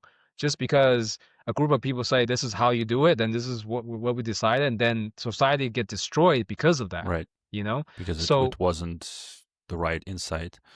But I'm trying to get to kind of understand what that balance is, because with myself, like I know that about myself at this point, that I'm pretty individualistic in terms of like to the point where it's a problem. Uh, because I don't like with other people, I notice it. It's a form of, it's like a sense that everybody just has, and I feel like I'm missing something because I don't feel that. I don't know how to call it. Maybe like cohesion, like in any social group that I find myself in, I don't really feel it. Like in terms of, I know that there may be rules and customs and the general mood and feel to the group setting. For example, that was apparent to me when I was on this journey retreat in Alaska, where we're with a group of people traveling in mountains. Right, some people wanted essentially to like vibe and to wanted the rest of the group to respect this communal vibe and desire of the group to do stuff. But I didn't recognize it. To me, it was still individuals using their power to steer the group towards what they want. I only saw that because I instantly questioned them. Right. Okay, that's what you want, but that's not what I want. You're just saying it to respect the group. What you are saying is, shut the fuck up and do what I want. And I see it all the time. And I refuse to just go along with it because that's all I see. I see people exerting their power with using various tools and tips and tricks, Yeah. whether it's emotional influence, intellectual influence, etc. But it's just people trying to get what they want. So I don't understand how to navigate that It's not easy social dynamic, I guess, because because, it's always there in like what some you're way, saying, shape, or it is form. true. Because as individual, we all want something out of, like, we want the best thing to happen to us, right? We Right. want good thing to happen to us, and sometimes that might just mean you have to manipulate other people to give you what you want, you know, by coercion or persuasion or whatever it is. But in a social setting, though, there always will be a hierarchy. That just, you can't get away from it, because there will always will be people who are better as leaders than others. There are only going to be these structures forming. That's just, no matter however you slice it, right? No matter which society you live in, collective or otherwise, you're Yeah, always going to it's the have pecking this. order. It's So, literally right. present in all So when the. it comes to We know it. people, this is what it is. So I suppose a system is trying to determine what is the best way where it's the most stable, right? Where the top do get the benefit, but they do have to give the bottom ones enough so that they can maintain order, as opposed Right. to be like, well, every individual for themselves. Then it's just basically you don't have the structure anymore. It's just Yeah. chaos, right? So there's So a level of needs that needs to be fulfilled in even the least powerful people in order for the, I guess, for order and violence to And be you see, this is what's balanced out. happening. This is what happens with democracies, or at least the idea is that you give the right to the people enough so that they don't revolt, basically, you know? Because think about the modern system of democracy. It's your vote don't really matter. I mean, does it really matter? You say You that don't it know. is, you You don't just don't know. know. It's being manipulated by the people who has the power to do so, and then they just feed you these lies and whatever to make you believe that you have power, right? I mean, maybe you have some, but then you don't get to decide which ways the country is going to You go. Who don't gets know. to, Yeah, you you don't don't, you know. have much of a So, choice and but a say in the. what they do give you is the illusion that you Yeah. are contributing something, you are doing something, Hey, and you therefore chose you have a this. voice. Good You job. have a voice, right? This is why it's so. This is the cynical part of this whole thing. Is like when the when the elite, control the top, they give you the voice like, oh, you guys voted for this. You guys have this right. You have this.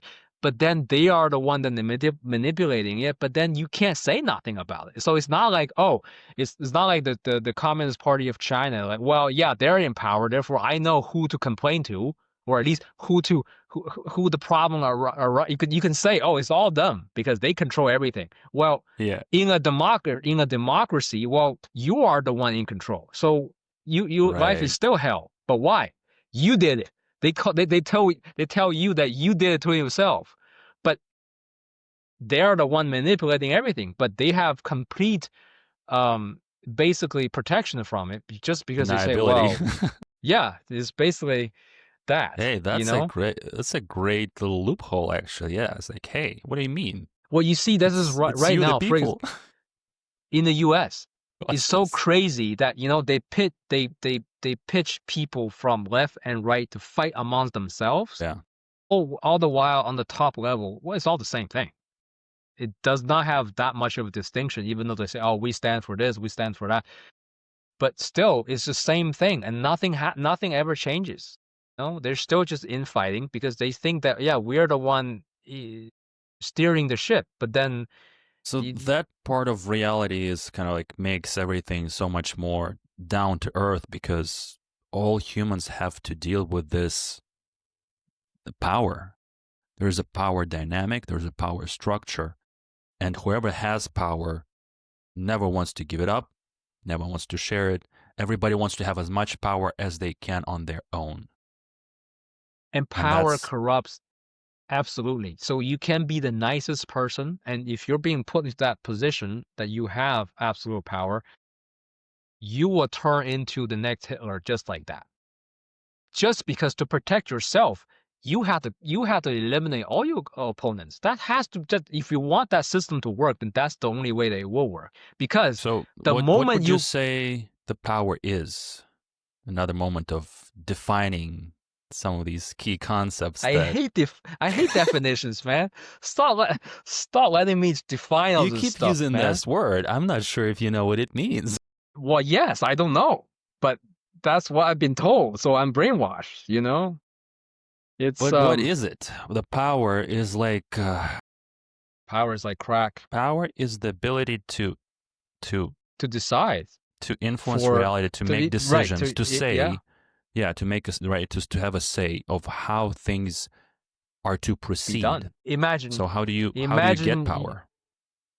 what different country had different systems, and these people, whoever's in on the But not top, just in a they play the game, right? They understand how these things are being played, and they bid their time, right? They play their cards right, and then they made that happen. I mean, Whether that's a that's big game. I don't even know it is. where you I don't know start in how they that play it. game. I don't know how they do it. I want none of it, and it's not for me. Okay, I can't even imagine being the head honcho of a country. Just imagine the amount of cluster Yeah. F that's going on. You know, Yeah. people want you dead. Every single day, somebody want you dead, and you have to protect yourself, and you have to run the country. You have to do all these Yeah, things. I'm not. Yeah, that type of power is a whole. That's a whole other universe. I think. Like, if for people who haven't touched power like me, like I can't even imagine. You know, I can't that's a handle it. different world. If you give it to me, I'm like, I can't do this. This is not. But you don't I even know can't. what is involved because it's such a social game, right? Because it only works in society because really you're exerting power over other people. But Yeah. imagine how you do that. Because, like, I mean, we all do it in some way, shape, or form. Even on the lowest level of power, you still do it this way or that way. But, like, how do you really do it? Like, what would you do if you wanted to exert power in any situation and have things go a specific way according to Well, what you decided? it's a lot of leverage. You have to hold something over somebody else for Mhm. them to do what you want. Because otherwise, why would they do it? Right? It's like just because you say so, screw you. You know? That So leverage, but that can be different things, right? There are even things like charisma, personal charisma, that people are just there is literally that. able to persuade you, Yeah. which, so that comes down to some kind of skill or trait that you might have. So ability to influence people just by being, to me, that's a form of intellect. Like that means you're just smart enough that you figured out that if you behave that way and if you say things a certain way to people, they're just more amenable. Which is, you know, like I shared some of the clips with that, like where uh, people who know psychology and who know like neurolinguistic programming, that's what they do because they know these Yeah. things. They can literally slip in some words or like touch their chin when they're saying some term, and you were like influenced by that subliminally. That's, I guess, whole a slightly different type of power. That's more like psychological manipulation, or just there's something else. There's some kind of power. Is there something else? Is there anything else that power is? Because what this makes me think is that power is commensurate to intellect. Essentially, is this true? Can dumb people not be powerful? No, it won't happen because Right? somebody smarter will just outsmart you. Exactly, right? They Because will they would essentially they see, will okay, this is plot how it against you. happens. Yeah, Yeah, a dumb person attempts this, like, and what happens? Essentially, what happens is the other person realizes that the they other can. person wants to exert power over them. I think that's where it lies. It's the ability for people to detect if they're being manipulated. If your Well, skill is but high enough that they don't detect, you're powerful that's over one them. part of it. But they're also basically overt power where you have so much. Where you've already accumulated it, where you What? have Yes. status and you So have. can convince somebody to do what you want, or you coerce them to do what you want. So it really depending on what you have behind you, right? Do you have you accumulated that power to do so in a coerced way, or do you have to, I don't know, bribe somebody or sweeten the deal or something, right? Because people cooperate because if there are incentives in place. So if you're able to provide that incentive, then you can cooperate on certain things, and slowly you can gain more and more, I don't know, recognition for your skill, or you have more money or whatever it is. So somehow you're able to manipulate your surroundings, right, in such a way that's beneficial to you. But Yeah, you it have to be, is. but the thing is, it is true what you say. It has to be, You have to be really smart. you have to be smart enough to be able to manipulate the reality around you and to be able to recognize what's happening and be Yeah. smarter than smarter than the people doing the same Yeah, thing, trying to do the same thing, on and many outsmart levels. them, right? So it's game within games, and It's it's always a all game kind of of. intellect, I think. I'm just reading up on this now. So we gain power through a combination of social cooperation, resource control, psychological influence, and biological factors.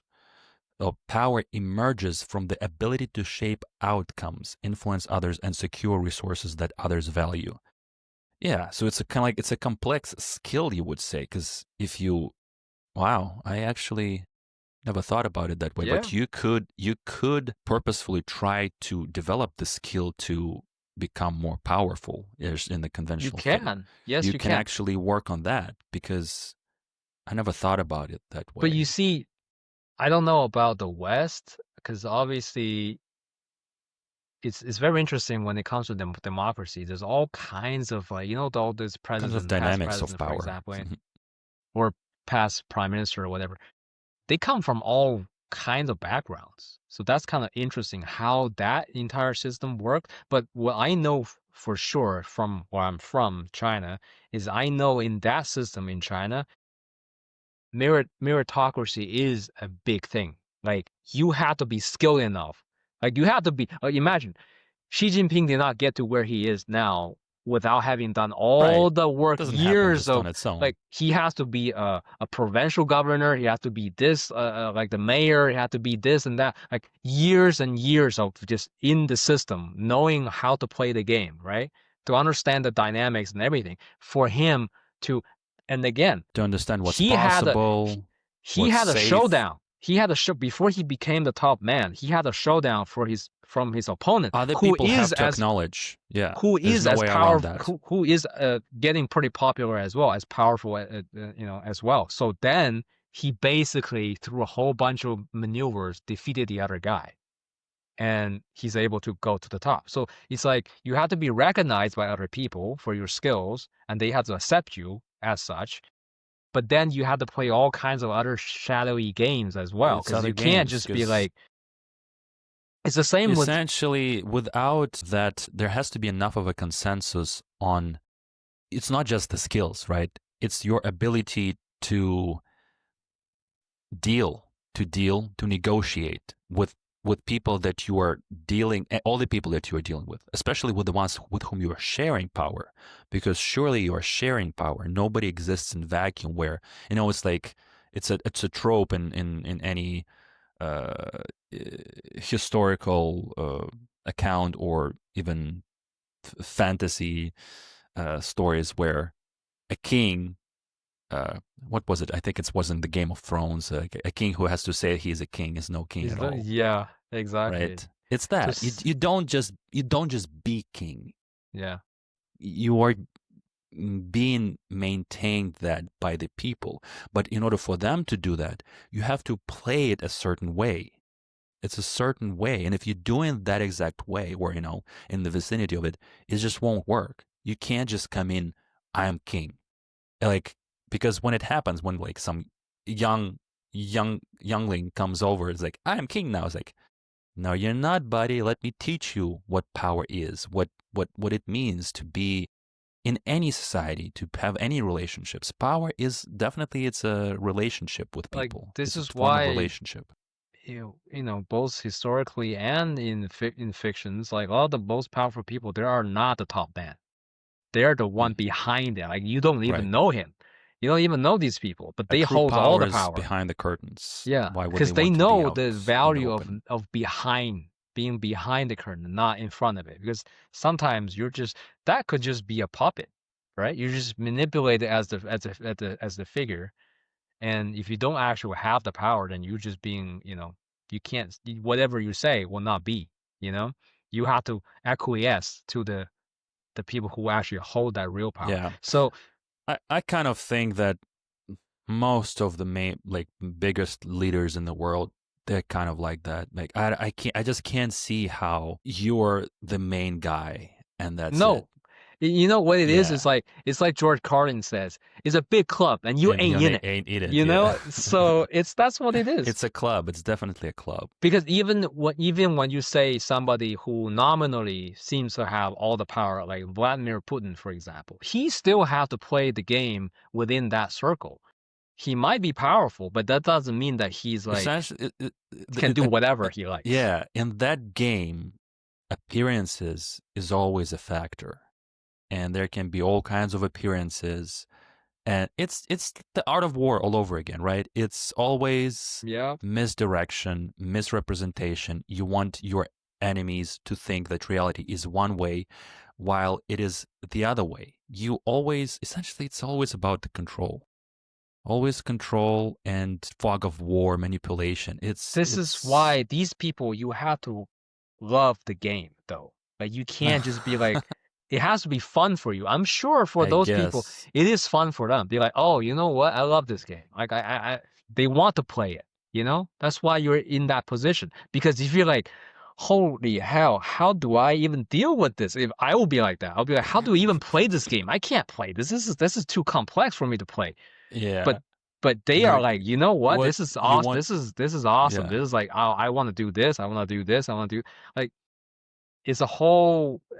You can even think of it like, yeah, everything is a game, and some people are just very good at it. Like they get very good at it, and they want to play. You know, there's a willingness to play. There's always somebody wanting to play this game because there's no power vacuum in this world. Somebody will take that position. You know, in a given country, a given people, there always will be the one or the few who chase after that goal and will be in that Yeah. position. Because it's never in society, it never happened where there is no leader. No country, no group of people have no leader at all, and everybody just be like, Yeah, whatever. the thing falls apart. Everything falls apart without the centralizing force. So no matter what, you have to have this structure, right? In a given Yeah. society, you have to have a structure. And sometimes people just acquiesce for rights, basically. Okay, you can rule over us, but you got to give us the rights to do this and that, right? So that's the negotiation that happens. And as a leader of a country, they're like, okay, you know what? I'll give you this, right? I'll give you this, but let me be the one to decide, right? So that's the kind of thing you kind of you had to sacrifice something, right? Yeah. I was just reading a bit more about this. The sociologically, power comes from control over 4 key domains: economic, political, military, and ideological resources. There's some research that outlines that human societies have always been structured around these networks of power, where influence depends on one's ability to control the flow of goods, information, allegiance across social distances. That's a whole science of it, essentially, but it's Yeah. so true. But what are these networks of power? What does that mean? How do they get established, maintained? Who gets to be in them? Like how is it all determined? Like is it always just one big cosmic soup of human You just know, remind me of this. I think it's also something I read online. They were analyzing the Russian state of power. How does it work in the sphere of like in Russia? yeah, And it's how very does it work? fascinating because you have essentially different societies within the society. Right. So you have that level of like, okay, the poorest people, and then you have the people who have a little bit of power, and Hmm. then the one on top of that, and they speak their own language. They're all their own societies almost, where Right. They have their own culture at it's that that whole level. kind of a class, social class, right? It's like Hmm. there's a classes of people. It's unspoken because in public everybody's oh we all equal. Everybody is we all citizens of this country, and but the way they speak to each other, that they recognize each other's status. Ah, Are you below me? Are you above me? And then there's they some dog talk whistle differently. They things. talk very differently for different level of people, and they know understand how they're gonna need to say certain things, do certain things, to get more favors. To so that system, um, as unpleasant as it is what is being maintained. This level of different class of people, right? And it happens in all societies, just different names, different, the flavors are different, the nomenclature is different, but how it functions is kind of very similar. And it sucks, but it's kind of how these society functions historically, and it's just continue on being passed down. This is the way things are. It means that whoever is below is gonna get crushed. Essentially, you are the serfs. You are the ones being servicing the higher power, and there are different classes of that, of servicing different levels. And it's almost like these people subconsciously recognize, okay, I'm born into this. Like for me to get above my class, I have to do all the work. And if I get lucky, maybe I can transcend that in my generation. And then from there, I will be trying to keep myself in that position so I don't fall down the ladder, you know? So it's Right. so but the But problem but with that this kind of social grouping though is that because the bottom level are continuously being crushed, essentially being used as serfs, it just means that people perceive people by status and nothing so it's kind else. of like a like a castes of It is a people, caste. like in It is a India, caste, right? right? Kind of Something similar like to that. that. Similar, but you see, but the thing is, there is no men are created equal in this society Yeah, it's just like because you're not equal. You're not because you that's when how you're it's self-organized, kind of, right? yeah. So you can these kind of thing can be codified as in India, for example, right? If you have that caste system, then it's being codified as such.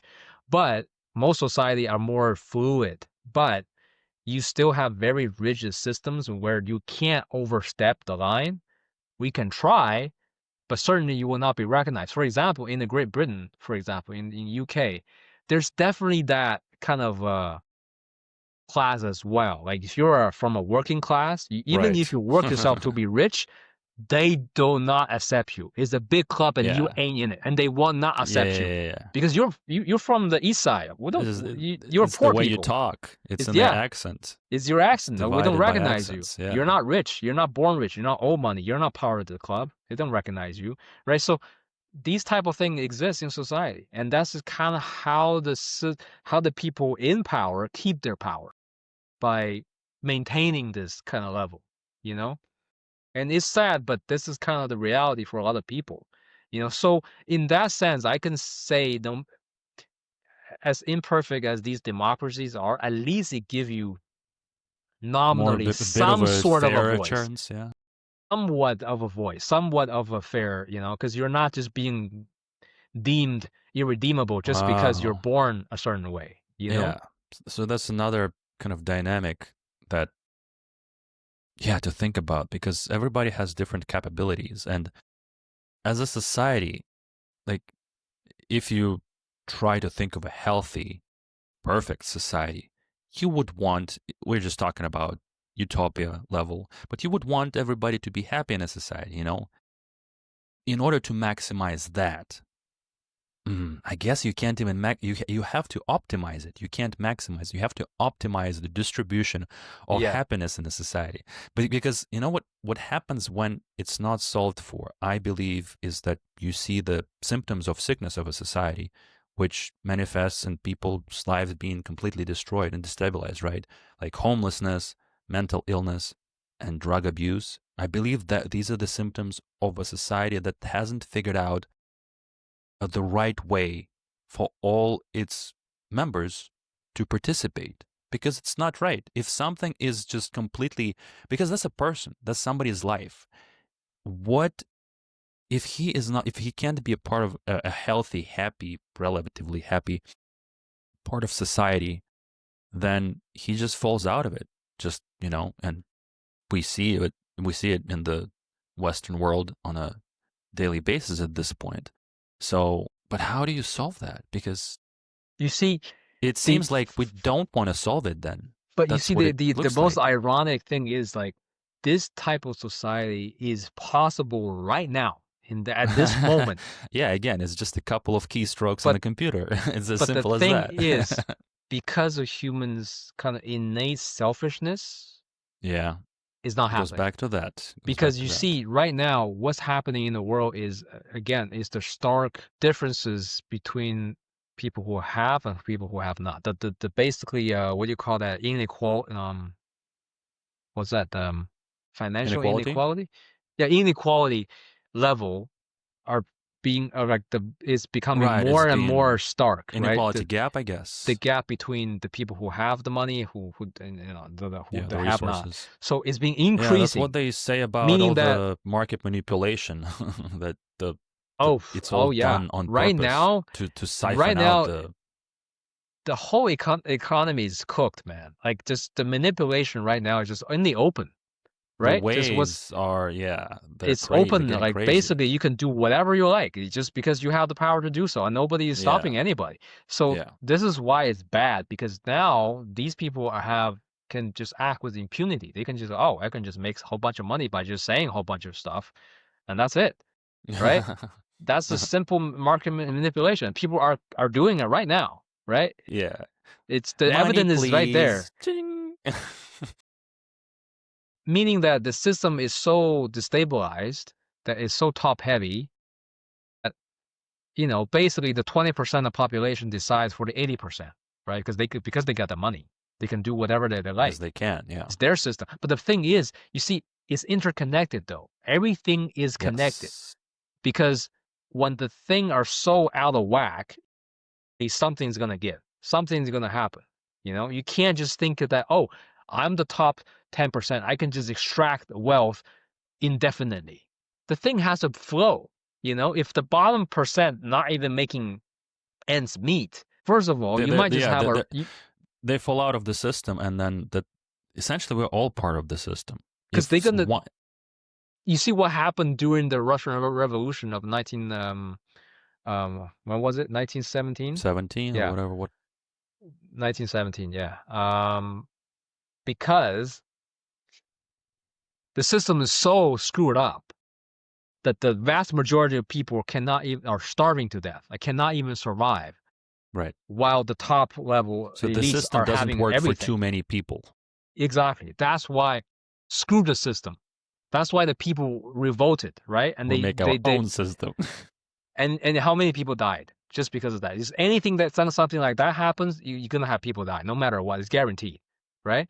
But that's It's a shift of power, shift of culture, I yeah. guess.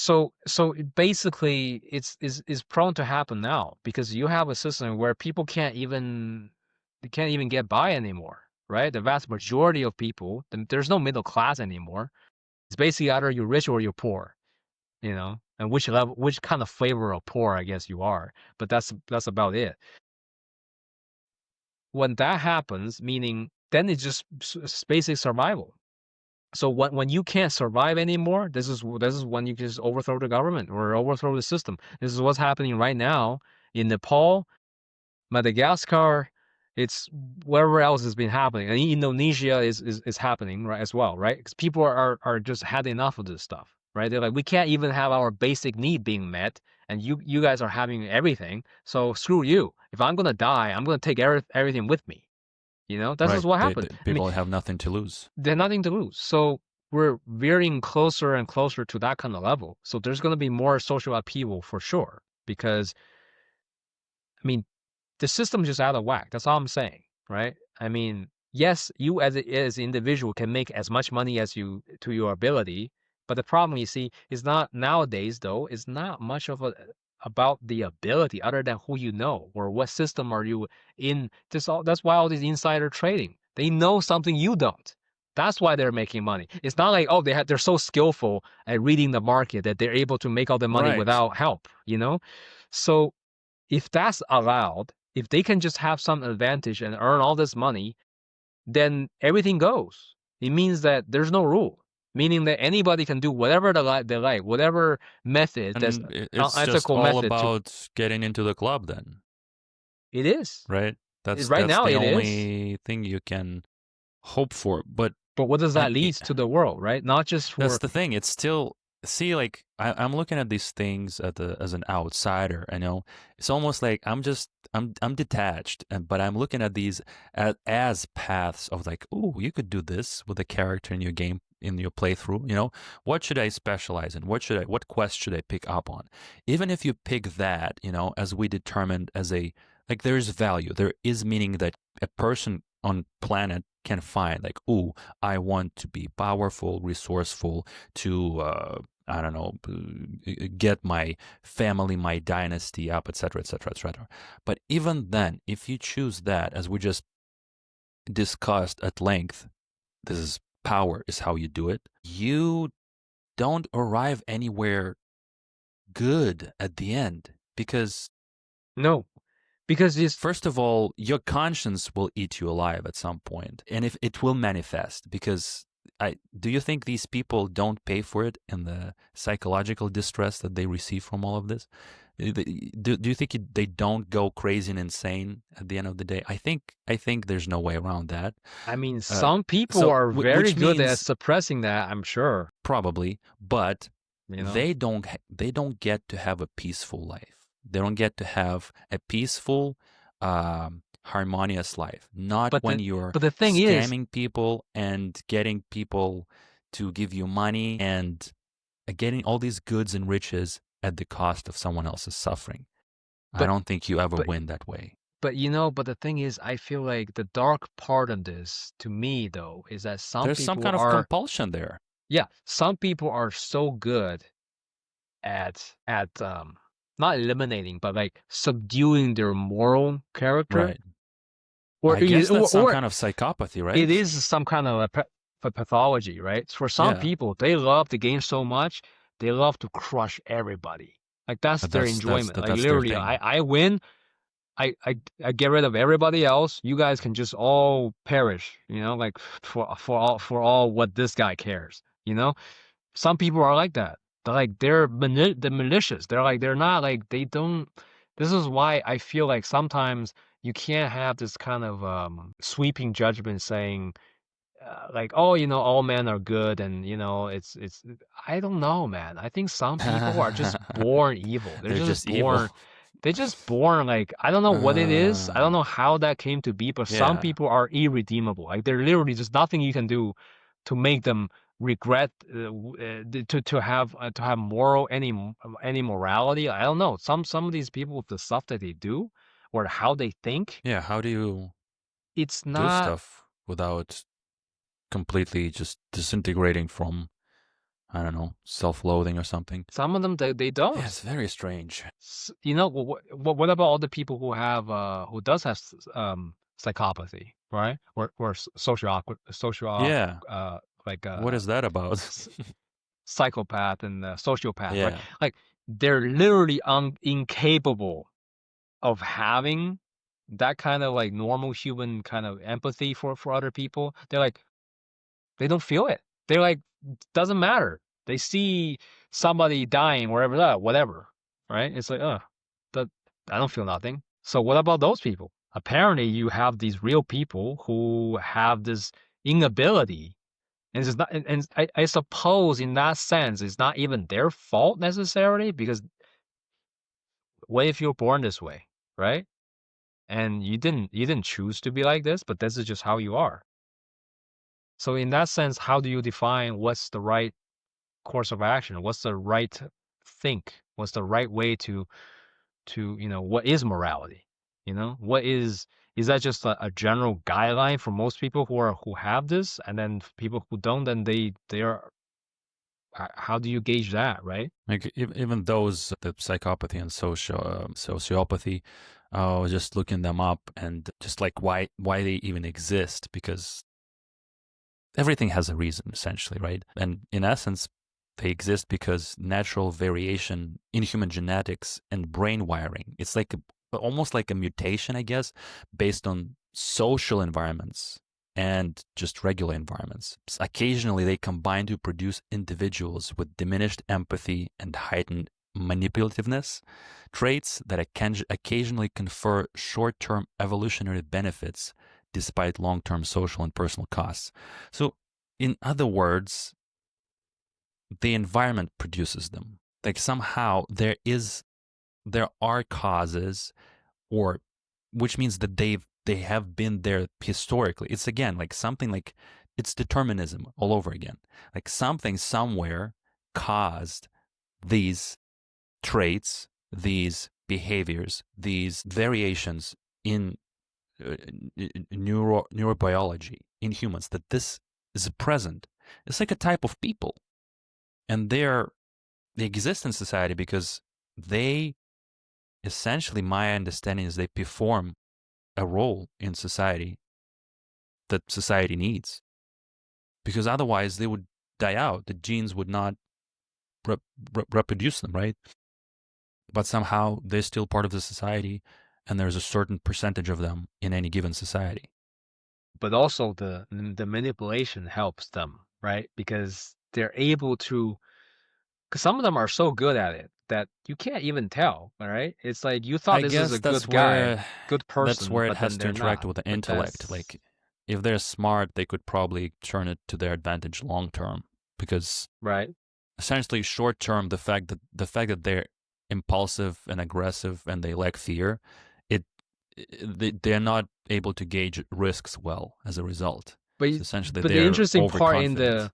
the interesting part of that in the ancient world is that at least in the Vikings, like they are the Yeah, berserkers. The berserkers are basically the like vast majority of there's them are psychos. Basically, yes, they're born that way. Like they take impulsive risks. They don't care about anything. So people that means that's that the best society time to be the psychopath. that means those society recognize those traits. Like, oh, you're Yeah, that kind of guy, so you're gonna be the berserker then. This is your life now, right. right? We So we they we probably we understand lauded who you and are, and you do your selected them. thing, right? You do the thing, right? And somehow that is an honor for these people. Like, oh yeah, hell yeah, I'm the one. I'm the one. I'm the one you need to plug the gap. Like when nobody else can do this. To me, it seems like they seem to be some kind of forces, like primordial forces that just exist, because there is some form of aggression in all of us. But when it's so much more pronounced and potent in some individuals, I just ask a question like, where does it come from? Like, why does that exist at all? You know, like, why does it have to exist in the world and the society? Like, somehow it's one of the building blocks of the human society for now, I guess. Maybe eventually it will change, but I guess we've had it since forever, right? We've always had that, because I guess that's some kind of like animal part of us, because we're just animals. It's one of the tools. Like imagine a tiger, right? They got claws, they got powerful, muscles, They have teeth, that lethal teeth.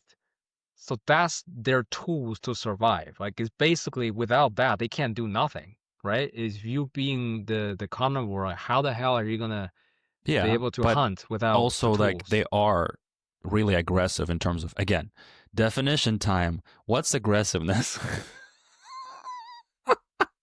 Sorry, I'm gonna piss you off with this on a recurring basis. Define. We define aggression, sir. Oh my God. I guess I'm just not good at defining things. No, what it literally means is that we don't even think about what words mean a lot of the time, or we forget, Right. or we You just use them just as pointers on an you just instinctive accept it basis. on the Aggressiveness. willingness to not willingness, but the ability to engage in violence. I mean, no, not the ability. It's the aggressiveness. So it's a state of it's a state of. It's like it's like a trait, right? But it's kind of it's the idea of you're engaging in When you're being aggressive, you're being what? invasive, like I'm in other people's space. I mean, like I want your stuff, right? It's kind of like, how do you define that? I mean, I'm sure there's a dictionary definition, but like So in psychology, it refers to a behavioral tendency to harm or dominate others to harm, satisfy dominate. one's Okay, okay. own needs or goals. So it's it's like a trait or behavior or tendency or ability. It's essentially when you are, yeah, it's domination. It's yeah, The next key word is it's domination. the power Is dynamic. Like I your, have yeah, power over you, right? exerting your power and your will onto others more proactively, more vigorously, I guess. So this is why I'm asking for these definitions, because what they truly mean is something. There's something behind. There's some kind of driving forces of phenomena behind the Right, terms that as we understand right. them. Because why is a person aggressive? You see, that's an interesting next question to think about. Because Gotta be a reason why is it being aggressive. got to be a reason. So, and the fact that some people are more naturally aggressive than others. I mean, all of us have experienced aggression, both as a receiver and a dealer of it, right? It is some kind of, I don't know, it literally, to me, it feels like an energy, almost like, when aggression takes over you. It depends on the reason why that's being Yeah, it depends on the exhibited, situation. because it could be a defensive one, or it could be it could be an offensive one, right? Some people might be malicious enough, like they just want power over you, and they actively do that. That's one form, and the other is, well, can be defensive, like I'm being pushed, right? I'm being cornered, and therefore I must act aggressively to defend myself. Then that's another, right? You can be aggressive defensively, yes. So I, I guess it depends on what the situation is, right? Is that a malicious intent, or is it something like a response, right? Yeah, that's like a reaction, or they're reactive or impulsive. So somebody or some situation, I guess, incurs on to your territorial level of comfort, because that's when it happens, right? Like if Yeah, somebody comes up to you and shoves you, that's straight up aggression, and you would feel that aggression rise in you right away. right. You, I mean, unless It's you're a proper enlightened master, you would it's because it's an instinct at that point. yeah, self-defense. It's a Yeah. survival instinct. But it's like, imagine it, like on a physical level, it will be like right away, it's like, whoa, whoa, whoa, what's up? It will, I mean, at that level, I do feel, you would feel like such an animal, really, comparatively. So what I'm driving at is that essentially it's in all of us. It's in there. It's some kind of part of you. And if you're in the right situation at the right time, that part just comes out and it takes over, buddy. There is no discussions. It will take over at see, some I point mean, if you are pushed far enough. I mean, we're just all animals, man. We It's are, not. yeah, It's just we might think we're kind of sophisticated or whatever, but we're just all animals, man. We just yeah. respond to the stimulus. We respond to these things, and the added pain is that now we know what suffering is, or we start thinking about suffering. We're not we're the worst kind of animals that you can be, because if you're just an animal, you just do whatever it is that you do, and without having to think about it. But us, we had to suffer through the the cogitation. You know, you got to think about. Oh, yeah, I'm suffering We've from this, gotten, and yeah, we've gotten too smart, but not sure if it's for our own good yet, or not yet. I was just looking through a podcast with Robert Sapolsky. He's a neuroscientist and a primatologist, and I only heard about some of his philosophical views on the topic of free will before, but he talked a bit about the primates and his studies of baboons in that one. And I've started some fascinating things, but he was essentially what you do it for, that you draw the parallels with humans, right? And if you do it for long enough and you really study them, he, interestingly enough, I think he studied baboons, but he saw the parallels between baboons and people in Western society right now. Because baboons, okay, they live a fairly cushy life in terms of they don't have to deal with too much stress in their environment. It's not like they're being hunted all the time. Their food is not scarce. So how do they live their life? Well, they are very social as a result. So they have rich societal lives.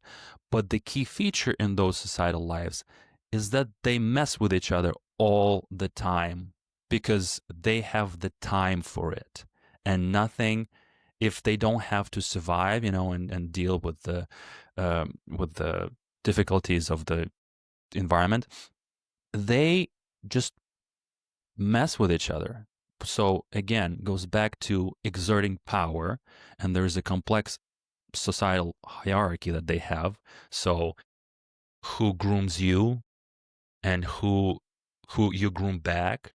For example, the monkeys at the top of the hierarchy, they would be groomed, but they can afford to not groom others if they choose to, because they are the top boss. right. They can't afford to do it, right? But if you are somebody on a lower social rung, the only way for you to, I guess, even be part of the society is to, you have to groom people all the time, first of all, and then you have to groom back. So, for example, you can't. So if you Yeah, don't groom back, yeah. you're gonna get in trouble. Oh, yeah. You're gonna get beat up and stuff like that. And it's just fascinating to think about because it's the whole same thing in human society. It's the same thing. It's still the same thing. You think about, look, just my life right now, right? Like, I do a certain job, right? But I'm basically at the bottom, right? I have to service other people to make my money, And there's certain things I can't get away with. I can't just be like, oh, I'm the boss. I can do whatever I like. No, Yeah. you have to accept the market forces, that's in play, Yeah, right? just the society. But if you were to pull up in a brand new Range Rover truck or something, wearing a Gucci suit, imagine just perception wise, what would that even? What people like? What kind of a premium mover is that? That would be a completely different type of perception. But just just to drive the point of that, kind of the appearances matter, and how you're perceived in society is determines so much about Yeah. how you're treated and what you're able to get away with. But It's you all see, such a big game. but the thing is, I don't care about it though. In Yeah, my life, that's I'm like, that's that's another different part of the. because I don't want to. I don't want to care about, oh, I have to dress up to impress somebody I don't like, and I'll do all that song and dance. I'm like, no, I'd rather not. I But don't care. then nobody will groom you. Well, yeah, That's nobody that. will groom me. So that's my life. That's it. You know? That's the So trade-off, right? yeah, Trade-off. I guess I accepted it. That's it. Yeah, that's fine. I rather not. That's it. I'll I'm groom myself. Yeah, I don't play the game. Screw your game. Screw the groomings. So So I guess that's the defining feature of the human society, that we get to choose more which games we play. I that think is that's a part. big difference, right? We That's the first of all, we part have of. more games these days. We invent games all the time, which is a defining feature of intelligence, I think. And then as a result, we get to choose more of games, which is, yeah, that's got to be But healthier for society to be able to choose which games to play. yes, but the thing is, I suppose is that we all play some game. Yeah, There's always gonna be you a still game that play you'll the be game. playing. It's Yeah, just you just get to decide what kind that you're actually which one are you engaging, right? It's just that kind of because obviously typically everybody's engaged in this one game just called making money, right? yeah, This that's but that's the but there's game no on rule. The the rule block. sets are so complex though, so somebody is figuring it out. There's Somebody so many is not. ways, dude. So many ways to make money, to get money, I guess. It's not even make money, it's get money. Yeah. Because So you don't have to make them. You can like some people steal them or, scam them away. So they're still getting money, but they're like is that but you see, the problem is though, in general though, people don't really they don't really contextualize what the value of money is for them personally. I think they right? just go by the general, like, oh, I must make more But money. I there's a must lot of make that. more. Yeah, there's a lot of that. It's a blind this Yeah, is where it's like people don't even understand what's driving them, what they're doing it for, which is why I'm asking for all these definitions, man. yeah, which is why Because it's sad to see this thing happening where people are like, wake up, I gotta work, I gotta do this, I gotta do that. They yeah, can it's do just this their unconscious entire behavior. life, the entire life. And then at their deathbed, it's like, oh shoot, I forgot to spend it, Yeah.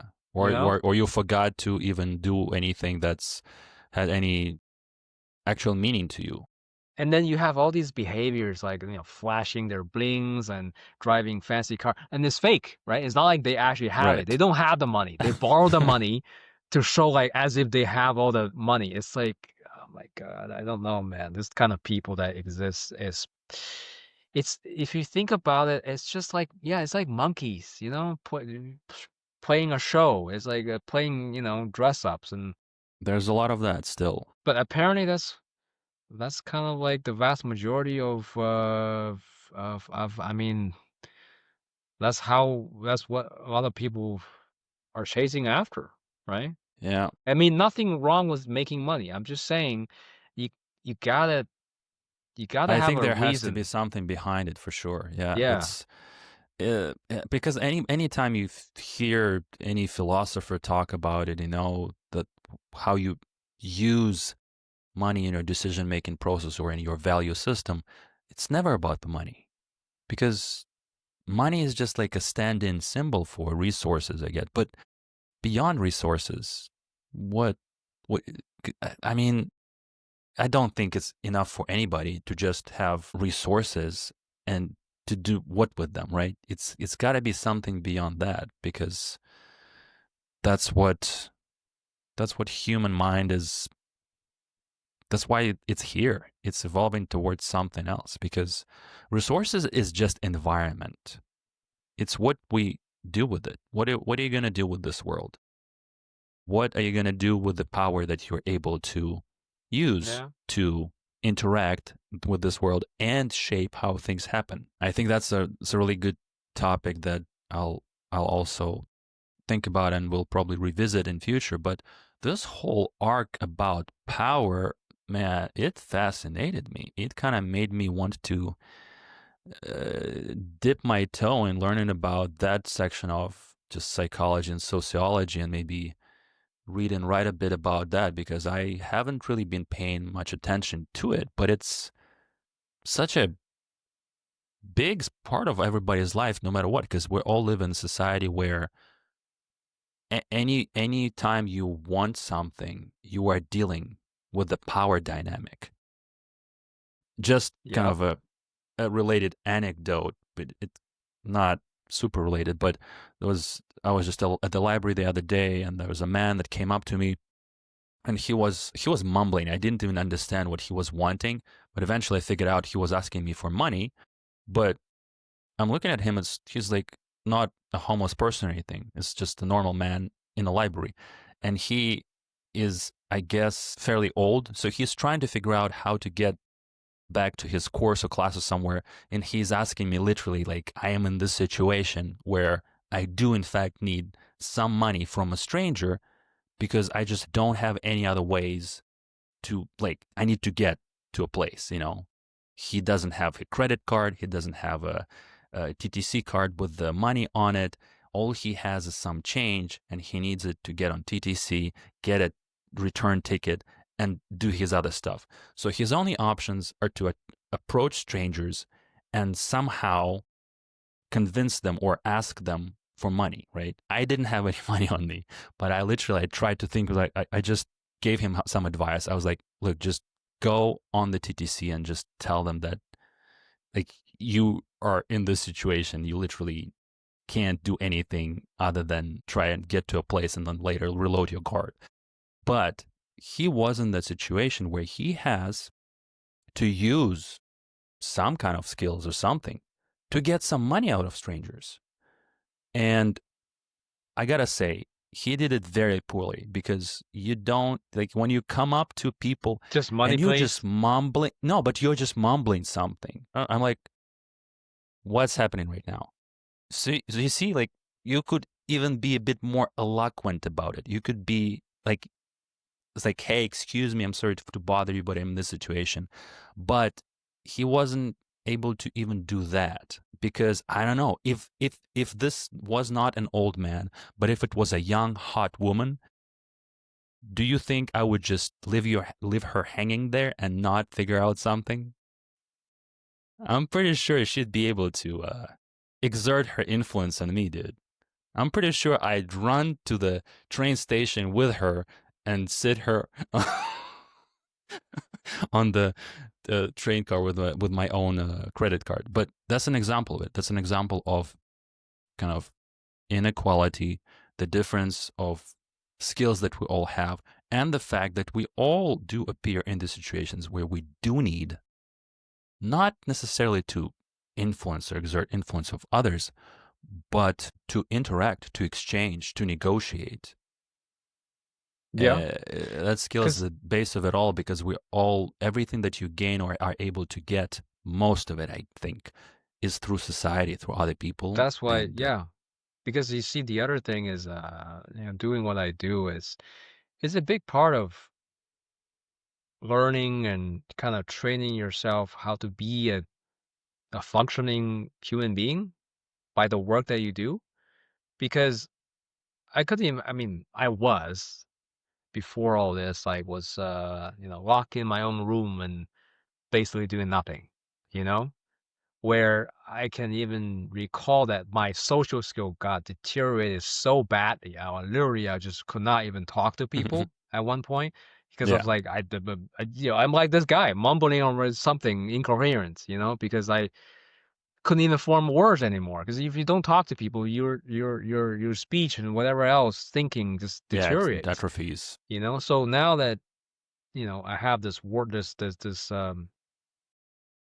doing the work that I do, moving people or, transporting something, delivery something, even simple things like that, you're interacting with people, you're talking to them, they're talking to you, and you gotta make your price, you gotta determine, are they willing to accept the rate or not? You Right. kind of have to gauge, okay, It's are they it's kind of all a dance, eh?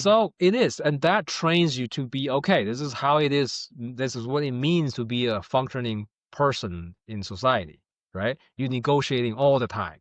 You got to figure out, okay, it means that you get better at reading situations, reading your environment, reading other people, and kind of gauge in the situation whatever it is that you're gonna, get out of it, right? And that's just the game. That's the whole game that I'm playing, right? Personally, everybody's playing some sort of a game like this, but it's almost necessary. Like, you can't just be like, okay, I'm just gonna imagine if you have all the money and you don't have to work really. Imagine just sit on your ass and doing nothing at all. Like, you're gonna Yeah, not deteriorate gonna so work. badly, it's not gonna work. So even Yeah, if money is not a thing, that you don't have to work in your life, you still have to work because it's you true. need it. You need it for your own benefit, for Hmm. running your for basically you need to operate your brain. You can't just let it just be like Yeah, it's next use it or lose food it. and drink and yeah, you can't like it's you basically deteriorate if you don't use it. So this is what I mean by you need some kind of meaningful life or meaningful work or meaningful something that's meaningful to you that might not apply to other people because other people have different lives. They have different requirements. They have different levels of how they interact with the world. So you kind of have to gauge how far. You see, this is the thing. It's so hard to know whether you're just crazy or you're kind of very individualistic. Sometimes it's just you don't know. Sometimes it does take an act that can be seen as crazy to kind of create something new. But there is also social conventions that you kind of have to go abide by. You can't completely just bypass it. So it's all things being equal, it's the same idea like why you will want to work out. It's for your own good, you know? So even though, yeah, nobody likes to work out necessarily, because it's painful, it's all that, but it's good for you. So some sort of challenge in the spirit of a game is required. You need some kind of challenge that like it shakes you up from your comfort zone. Yeah, my challenge with it is that there are too many challenges to incorporate into life. It's because there's so many domains, dude. See, yeah, I know, but that's the thing. I think in this case for you, I guess there is that aspect of you do just kind of have to pick and choose. There's certain noise that you just kind of like I'm not gonna participate or I'm not gonna even pay attention to because Yeah, because you still want to play onto your strengths, right? yeah, because there can be, like you said, there can be too much hobbies. There can be too many hobbies that you want to get into And you because can't have all the skills, you and you don't have. can't you don't have all the strengths. Yeah, so you have to specialize into something, dude. This can go into so many great directions, but we just crossed the 3 hour mark. So we're gonna beat the records of podcasting at this rate because It didn't even feel uh, like 3 hours. I know that's what I'm saying. When a conversation flows, it's like the fine wine. You just want more of it. Yeah, but that's covered quite a bit of yeah, Oh, that's a lot of ground. Yeah, So we yeah we'll probably pick up on some of this stuff in more detail later because there was a lot of good, interesting stuff that I want to dive deeper into, like some of the stuff that I felt like, yeah, I don't know enough about to talk about, but I realized like yeah, we there's all there's some don't, yeah, you we know? all don't. It's a very Philistine type of podcast we have no idea what we're talking about, but this is why we keep it deep fried, and there's no other claims that we make on this studio. Yeah, we're not responsible for the words coming out of our mouth. No, no, no, no. This is all for entertainment purposes. It doesn't mean Yeah, anything. we It don't know doesn't. anything, okay? It's all made up, okay? It's Yeah. all a character that we're playing and in a fictional world. So that's it. That's our alibi. But it's just it's definitely hey, it's a genuine attempt at understanding Yeah, what's it's a going on. genuine, whatever quality of that attempt is, but it's a genuine attempt Yeah, because I mean, this is why we don't sleep at night, man. I to just these comprehend. things are Yeah. too much to think about. As you just wake up middle of the night and just What's like, going on? what's going on? Why is it this way? Why? Why is everything like that? Because I mean, I don't know, can't help it. I just constantly keep thinking about stuff like that. I mean, you, we don't have to, but it just happens. Yeah, that's Yeah. So wrap it up here. sounds about right. Good stuff.